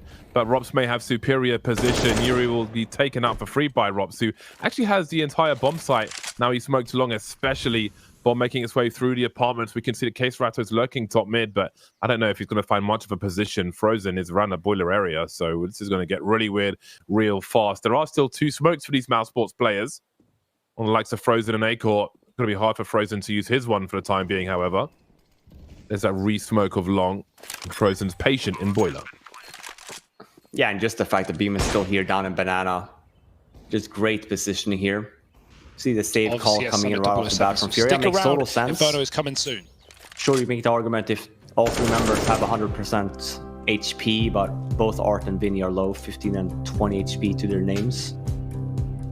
what's kind of cool is that, like, Robin, you were saying that because we saw this, like James pointed out, this cool top mid flash that's kind of a response to the CT's controlling banana and knowing that there's a timing that the CTs will be walking up mid, and of course MOUSESPORTS fall afoul to that. But one of the adjustments that you said that you would have wanted to see FURIA make was to have somebody in apartments at some point, and Rops was there for MOUSESPORTS, so that MOUSESPORTS actually had that adjustment that FURIA didn't, and it allowed them to kind of get in. He got into position. That's kind of like why you highlighted that, because that's like the downside of playing so actively top mid there. Yeah, that's why like I think it was VP that was kind of known for like the defensive plays on the T side here, like really only standing like very defensive here, waiting for the CTs to do whatever they want for a minute and then kind of make their move. Because like you're saying, James, like even if they take banana here, you have apps and stuff like that, there's very little the CTs can do if you just hold positions and you just waste a bunch of nades just expecting a potential push. That's why we've just been obviously every single time just very difficult to play against. So kind of what we see here, obviously FURIA taking banana control, and we look at their utility. They had a good buy coming into this, but there's not a lot left. So I think this was actually needed for FURIA of getting an entry here at least, make it a 5-on-4, because had it gone now to a point where all the smokes are fading and we look at the utility compared to both of the teams, 5-on-5 situation, trying to hold a bomb site with, one smoke or one flashbang is not going to be pretty. Oh, there's a little bit of a peak fight there. Art spots at least a core, which forces the rotation over from Vinny, and FURIA looking to fight. I like this from FURIA as well. They don't have any nades left, so they can't really back up their bomb site. They're essentially forced to fight here, even though if maybe they didn't want to, but no other option. Oh God! Again, what a nice little flick there. They're piping hot. Did Yuri see Rops? Rops certainly saw Yuri, and he somehow managed to slip away. But just as he comes back, he gets blasted by a burst from Rops. 10 ATP burst, baby. It's so annoying to get caught by lurks like this. It's so annoying. Because FURIA, like, they're probably thinking, man, we're in a really bad position, but at least we can, like, maybe have a fight here. Maybe, like, have a crazy performance and then maybe still win the round. But then it's like that happens and it's like 0% chance to win the round suddenly. Yeah, Rops is quite a nasty lurker. He does find very good timings. Yeah, and they work off even better, obviously, when MOUSESPORTS do have the success on killing a guy on banana, forces the rotates.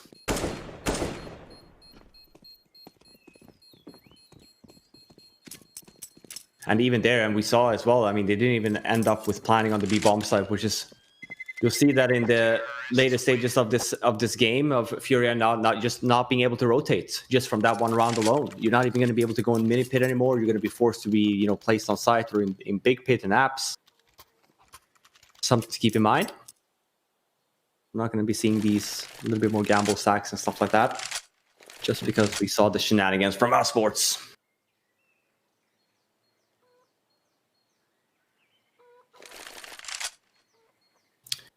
Another tactical timeout coming out.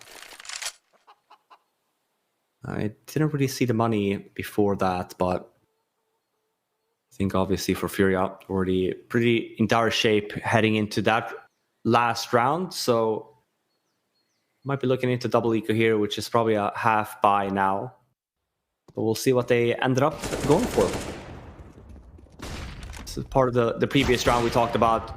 Really where we kind of force as soon as they get the second kill there on Vinny, we kind of see, we don't see it in the replay, but as soon as that happens, obviously for all the 3 remaining FURIA members alive, it's just a quick rotate over there at that, and that's when we saw the Rops lurk up in mid. I said there was going to be a potential half buy, but it's a full buy. They actually managed to scrape together a pretty decent buy, but there's a lot of SMGs.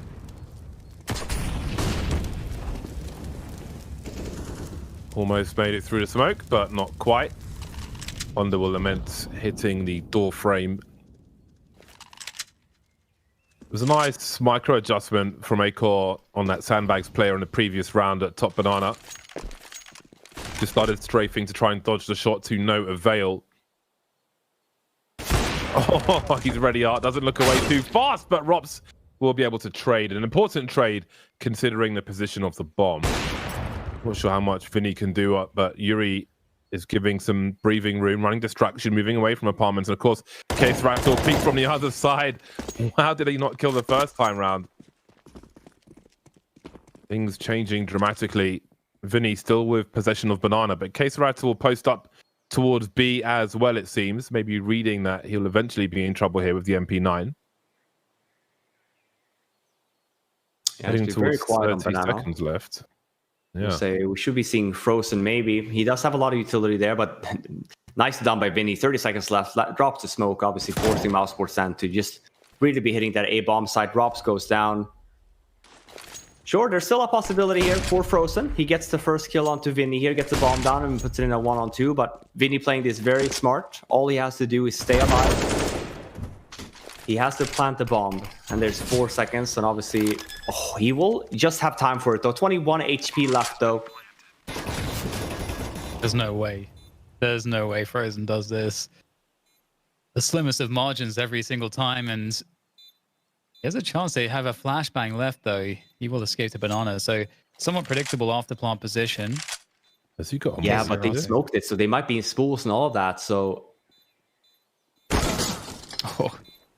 I think that's super winnable. Had he had less or more HP, would have afforded himself on the one tag on K-Strada, maybe gotten the trade there. Just the fact that he gets the bomb alone, though, is impressive enough. Yeah, score's pretty close now. Indeed, it is, and it was a very important round for FURIA. Sure, losing Vinny, only keeping 2 members alive, but keeps them in the game at least, and make the argument here as well. Sure, MOUSESPORTS money is good, but just getting the bomb plan as well, then we see this kind of buy coming in, and it's disgusting. I feel like, to me at least, it's like one of those games where I feel like one team's like really owning, but which is MOUSESPORTS. They're doing a lot of great stuff. But FURIA is looking like they're just struggling, or always trying to find answers. But they're only 1 round behind, so they're doing a great job here. Well, Frozen able to get ahead of these nades up top mid. This could be huge here. K-Serato dodging out of the boiler position. He's going to get sandwiched. Nowhere to go, nowhere to run. And now there's a lot of problems because there's loads of time left, and the positioning here for MOUSESPORTS is really, really great. They don't have top Banana control yet, so they aren't in the best of spots, but 4v4 with well over a minute is a happy place to be for them. Yeah, and that was a gamble stack as well from FURIA, leaving Banana completely empty, but now they do it the opposite, rotating over 3 towards B instead, only leaving Yuri by his lonesome. And I mentioned it to remember, he's in pit now instead. Oh, obviously with the rotates and that timing, they have no idea that MOUSESPORTS just walked their way into B. Surely there must have been ROPS on Carrigan's POV being like, to your right, 1080p. 16 by 9. More and more players are doing it, I feel like. Finally. At least you hear more and more players maybe trying it out. It's a good spot to be in, though, if you're Yuri. The fact that MOUSESPORTS actually ends up rotating back. Now they spot him. That's very unfortunate. That's what I mean with the whole thing with Capilla. Yeah, I mean, we look at it, because look at how much time there was left. There was a good amount of time left. MOUSESPORTS have not wasted a lot of nades. They have so much utility here to clear off all the hard angles. And just a very, very solid round here again from MOUSESPORTS. FURIA, I like their approach as well. Obviously, it's not going to work out for them, but they do go with an early A stack when they lose the man advantage, leaving no one at B. Obviously, again, it being very quiet, they do end up rotating 3 guys over, but at that point, not very aware that MOUSESPORTS could already be very, very close to the bomb site. Heck, they were even hitting the bomb site as Art was speaking the first time around. And not the best rounds to lose if you're FURIA. We talked about they won the last round with just 2 members alive. They are now screwed for cash once more.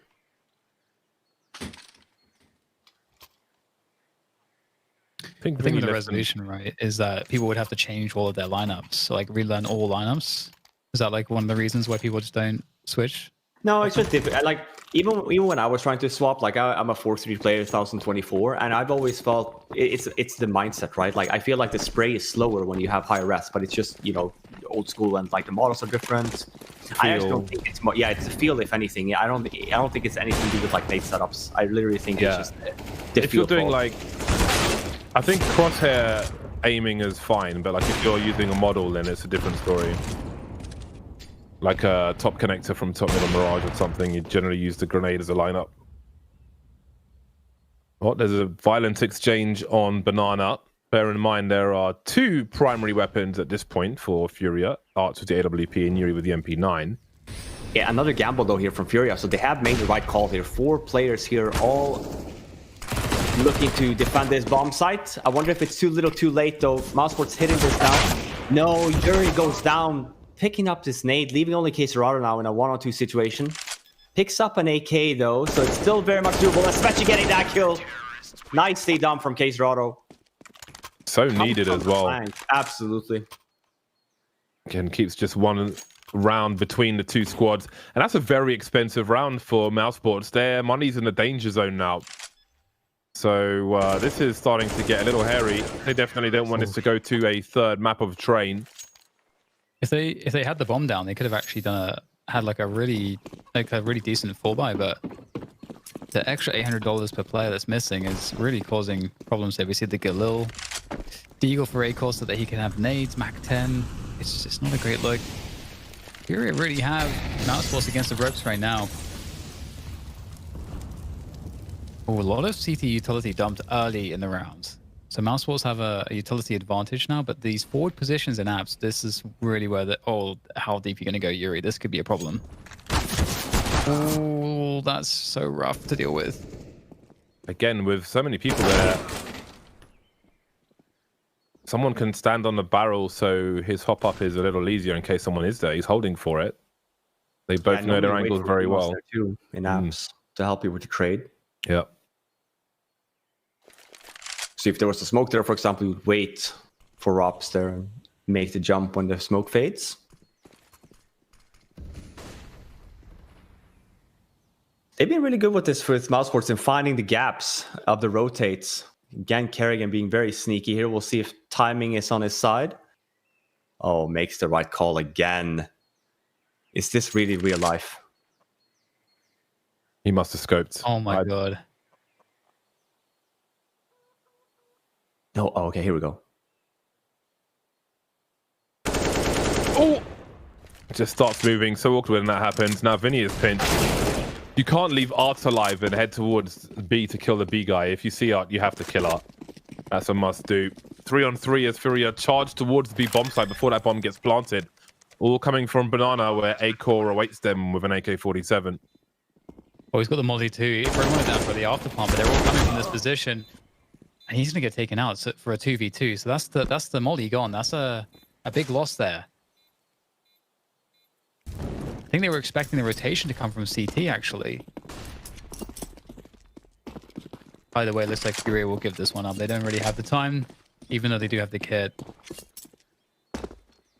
Wow, what an insane maneuver from Kerrigan. That's such an insane play. That's what I'm talking about. Just the whole thing with the timing from Kerrigan. Because we see there, I mean, the timing is just fantastic, right? Not only once, but it's twice. He kind of misses the arch guy as well, obviously with the road coming in from the bomb side, and he walks into CT spawn. Then times as well on arch. Arch is just rotating back to hold the angle and wraps around him. Fantastic round here from Kerrigan. And obviously, again, here we see Vinny stuck, and they're already aware of that. 13-11 now. If anything, if Kerrigan's contract is up, he's definitely earning a higher salary right now. With all these plays he's making, absolutely outrageous. Showing his mental depth for the game. And again, with regards to the score, it's partly why Furia were maybe a little more conservative in that round. Flashbangs again, they've been fruitful for both teams. Once more they are for Furia. Yuri wondering if he should... doesn't have the best angle if he's expected to come out of Boiler. How on earth do you regain control with another flashbang is how? Very active are Furia towards this A bomb site. You can see up with the Mag 7 in apartments. Maybe wanting a little more. Good timing there as well on Furia. Smoke's about to fade over at B, and we kind of see at least... Might not be an execute onto B, but MOUSESPORTS definitely want to at least cause some rotates here. One-way smoke or a little bit of a blocked smoke so they can peek into CT. We see here as well. Look at minimap, right? It's just, yeah, BMOUS is getting the rotate as well. This is literally just a fake from MOUSESPORTS, putting 2 guys on the B bomb site, carrying and running in spawn again and finding an opening. This time around, though, yeah, I was going to say they do have the bomb rotate over. Haven't spotted Yuri. Oh, man. I say that, but now it kind of forces even Rops, I was going to say, to maybe potentially rotate back, but they're still opting to go into this B bomb site.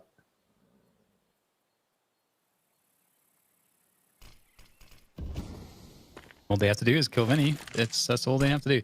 Oh, he's gonna have a great timing on this. Oh, that's devastating. So much damage to Ross. Vinny with a crazy quad kill. Starting off with a 5-7 for 2, finishing it off with the AK for another 2, and just finding the perfect timings. And FURIA needed some big individual performances to come through. We're starting to see them. Vinny's been having some really awesome moments. Yuri as well. Art's, delivering in the moments when he needs to, and this is a hell of a close game, and the money's been just terrible now again for MOUSESPORTS. Yeah, for both of these teams, you'd argue here, even with MOUSESPORTS buying here, I mean, this is really, talk about important rounds. This is a very important round for both of these teams. This has the potential of going overtimes, even a 16-14 potential. But yeah, the buy from MOUSESPORTS, you'd argue here, I mean, I think the call here is made from Kerrigan as well, knowing as well the FURIA is obviously pretty low on money, so we want to try and reset their cash again and don't let them get back into this game, which is why we see a buy like this. But it's a bit of a double-edged sword, because obviously if you lose it, you make the argument of, why did we just save the one round and we get full weapons? But if you win it, you'll be classified as a genius. Not happening just yet for MOUSESPORTS, although it's still possible. Seen plenty of unlikely rounds won in this game already. Well, there's an opening kill, and Rops will hold on to the Galil. Yuri, he can creep behind this molly, and he'll do exactly that for the pre-fire, and both remaining MOUSESPORTS players are in the red. They could get a bomb plant out of this, which would be a worst-case scenario ticked off. Frozen can make some space with the Molotov as well by a few precious seconds. Maybe they can do something with that. 2 FURIA players stuck in the apartments are still lurking around. Very much outnumbered our MOUSESPORTS, but they found a smoke grenade with which to smoke long. Vinny, though, threatening to peek through, and they'll both get eliminated. So they planted a bomb. They killed 2 players. They kept FURIA's economy honest at the very least, but they are still in ego territory.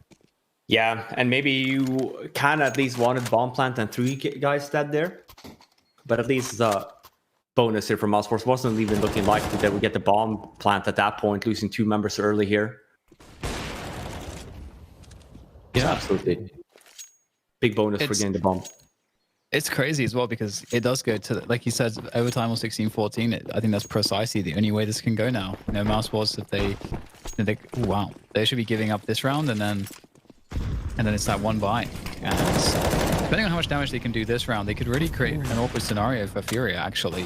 And if they could facilitate, because at this point getting kills is higher priority than getting another bomb plant, I would say.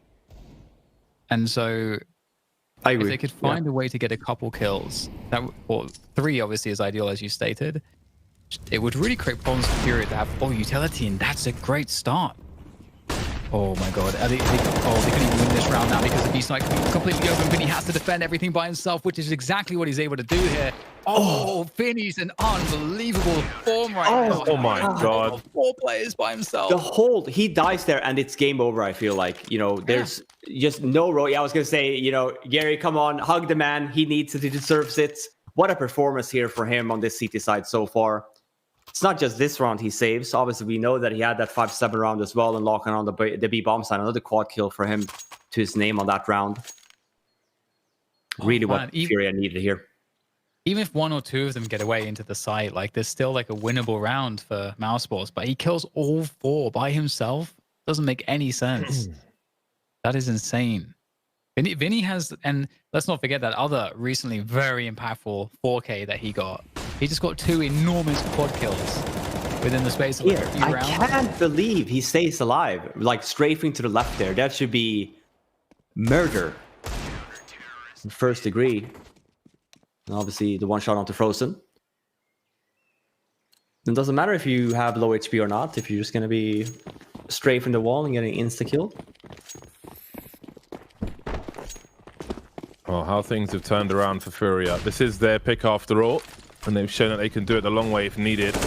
Or at least threaten to. They've taken the lead, but not in this round, as Vinny is dropped through the smoke by Carrigan, who just is Bobby Big Brain in this game of Inferno as far as MOUSESPORTS is concerned. Had a lot of explosive frags from Acor earlier on, but Carrigan's plays have been outrageous. A lot of shit being thrown towards top mid by MOUSESPORTS as they make a play through the smoke. Numbers game forcing Furia back. Perfectly timed with the smokes in the arch and the library. Yuri left now, exposed on the balcony. He'll be traded, but you can see Furia doing what they can, swinging through the smoke, but Acor is ready. Sound cut, and Art is wondering how unsafe it is to make this play. Oh my god, he delivers the kill regardless. Acor made it as hard as possible, but still it wasn't hard enough. Art now 1 versus 2. He sees the barrel of the gun there by double stack. Surely he did. MOUSESPORTS backing away. They've got to play for an insta trade. A smoke to create some space. See Rob's crouching. Put himself a 1v1, fired a shot but missed. And the score's tied again. Yeah, it's such a hard ball to go for that, I gotta say, because of the way the money is. If he keeps the AWP alive, it feels like they have a better chance. I don't know. That seems super marginal. Yeah, it's like yeah, absolutely right. It's just like, hindsight's always 20/20, right? I really like that call from MOUSESPORTS. We saw as well thereby they had AK, sure, they didn't have full sets of nades, so I was expecting a little bit of a faster round, and I just love the fact that they don't stop going into archway there. That's why Yuri kind of gets caught in apps. He gets the first one, but MOUSESPORTS just so quick on this execute. And a nice little hold from Acor there as well on Arch, getting the 2 kills. We see him here. Really what separated MOUSESPORTS that round and ensuring the round win. But yeah, that's a lot of money to have to rebuy in AWP instead of saving it. We see the money on Furia as well noted. This definitely had the potential of going all 30 rounds, and we are guaranteed that now as well.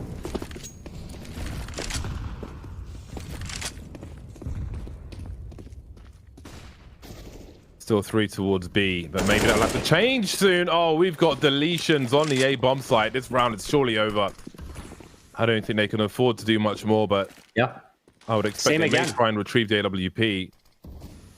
Same again. Look at the difference. And Dan pointed out as well, just having the guy in boiler kills Art there, because you get the first trade. Obviously, the expectation is that you're putting 3 guys in over towards the B bomb side. So sure, you're expecting people to come up from mid.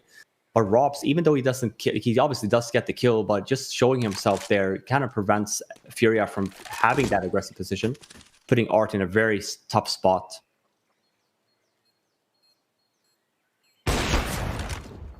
Yeah, you want to go for... We know that MOUSESPORTS obviously, again, don't have a lot of money in their name, but they should know that Furia is really broke as well. So make the argument here that maybe you chase, even though your money is not great. You prefer a Mac 10 on one of your own teammates in a round like this than a M4 in the hands of a CT when you know that could have been better. He shouldn't be, yeah, I was going to say, there's no way he's going to be surviving here. This is a great round for MOUSESPORTS. Really worst case here as well for Furia. Look at the money here coming into the last round of the potential series. You have to note that MOUSESPORTS is 1-0 up in maps. Won their map pick on Nuke. Any gamblers here? What do we think? Last round? I don't know, man. I've seen Pistols do a lot in this game so far, so I make no assumptions. I'll leave it there. Oh god, we've just got them all getting deleted. This could be a very fast round indeed. Oh my god, I think MOUSESPORTS will win, Robin. All right, you're allowed to pull one James or one Dan, James. That's all I'm giving you, though. Makes his prediction at this point as the best of 3.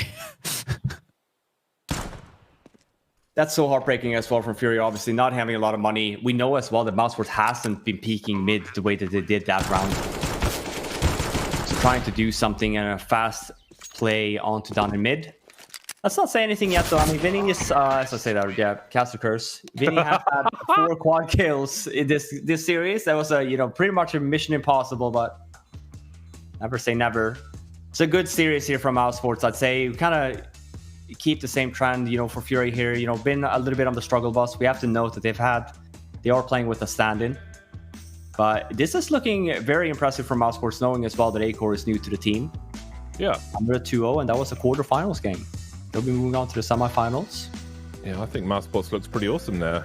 So that's a positive takeaway that we can have from that, is that they look great, man. Carrigan had an overperformance, I think, on Inferno. That was really good. Oh, Robin, you're sinking into the floor, it seems. The webcam was about to call it a day, I noticed. As I was looking, I was curious to see who they would have the potential of playing, and it's going to be the winner between VP and NIP. They are then waiting for them in the semifinal in MOUSESPORTS. I think that was a sort of super cool series. I think we're going to jump to a break, and we'll be back with a winner's interview with MOUSESPORTS. Nice. No break. Don't listen to the white people. There's no break. No, I really enjoyed that series, even though I didn't get what I was looking for from Furia. I think we saw great things, and again, I think both Acor and Carrigan made that performance special for MOUSESPORTS, especially Carrigan, again, as the in-game leader. I mean, there's a lot of in-game leaders who kind of take a back seat in the fragging, take the worst guns and so on, but he was really instrumental in so many of those rounds. And I think just setting the pace, taking the game to Furia on the MOUSESPORTS CT side as well, all of which prove for a very entertaining game. If you can meet or even raise the stakes versus Furia in terms of aggression, then great things can certainly happen. So what do we think here now then? Obviously, Furia, this would be... Again, I'm going to be thrown on the bus, but I do not believe we have a lower bracket this event. So I believe that means the Furia is out of the tournament. Still very impressive, I'd say, for them hitting playoffs with a stand-in nonetheless. Obviously expecting their fifth member to hopefully join the reign sometime soon. We'll get to see, hopefully, Furia start their progression back up again. I feel like they were slumping a little bit early 2020 as well, but they were clawing their way back in the later stages of that and became still a force to be reckoned with. Yeah, and I think things look super promising. I really like the sound of this six-man roster that they have in the works, and from the sounds of it, from the interview we had with Art, there is definitely a lot in the works right now. And the fact that they can perform so well, given that there's a lot of changes happening, that's a great sign, I think, for their future. We have Mitha on the line now from MOUSESPORTS to give us his thoughts on that game. How about that performance from Carrigan? It started with Acor getting the flashy kills right, but I think that Carrigan, for me at least, was the star of the show there on Inferno.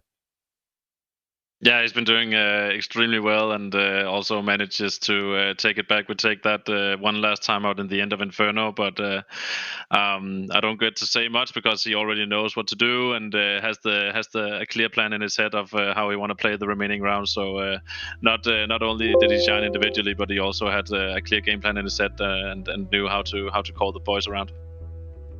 That's what I was going to ask you about, Mr. Actually, just the preparation coming into this game, because I feel like, not only did Carrigan show up individually, but the calling from Carrigan was absolute spot on. Can you talk a little bit about prep, heading into a team like Furia? Is it more so like, let's play our own game, or do you have a pretty solid game plan coming into, series like these? It was pretty nice actually to be a guest on the show yesterday and get to watch the game. So that's one thing. No, but we have Innershine as an analyst who has been doing a great job analyzing the opponent for today. And it surely helped out a lot. And we do as we normally do. Like, we have strict routines about how we go about antis and how we want to prepare the game plan and stuff. And Finn Carrigan needs some time to adjust the game plan in his own head. And as long as I can feel like that he's clear about what he wants to do and how he wants to call the game, then I pretty much just let him run the show. So there's no reason not to, right? So and it's so nice to see Finn when he calls, because not only the amount of experience, but also like when you just know that, okay, you're going to win this game whenever that he's in the zone with his calling, and this was just one of those games. Yeah, it really felt like from our perspective that there's a lot of decisions that were made to just keep fighting Furia and not to really allow them to sort of be settled. And it was actually, that was, I think, part of the most entertaining factors for me is just that we had all these forward aggressive plays. Everyone's swinging. We've got like Rob swinging, White swinging top mid with an M4 against the AKs. It's constant pressure. So that seemed to work out really well. So it seemed like that was definitely a part of the game plan. Is that something that you feel like, FURIA struggle against, is just being constantly disrupted? We knew pretty early in the game that they like those, surprise attacks or surprise executes a lot, where they just all of a sudden, like they use a lot of utility in the beginning of the rounds as T, and then all of a sudden they're just gonna execute out of nowhere and just be up in your face. So we took a time out there and also talked about that we needed to keep on that pressure and not allow them the amount of space. I highlighted for Robs that he had one of those rounds where he was actually pushing inside of apps. He got the first kill down on stairs, and then he accidentally died when he was in balcony, but he should have had that kill. So I felt like it was important that we kept under that pressure and not to give them that space to go with those surprise executes. And the boys trusted that word and trusted in each other, and took lots of initiative, because that kind of play style where you put a lot of mid-round pressure on them so they cannot do those kind of executes demands that you have a team where people are confident enough to make those kind of plays and are confident enough to take that kind of initiative where they offer flashes for each other and stuff. So they did that brilliantly. So I couldn't be more proud. Last question. We have VP NIP. You have the potential of playing against. What were your thoughts there? Do you have a preference? I feel like everyone we're asking for is trying to avoid VP as the plague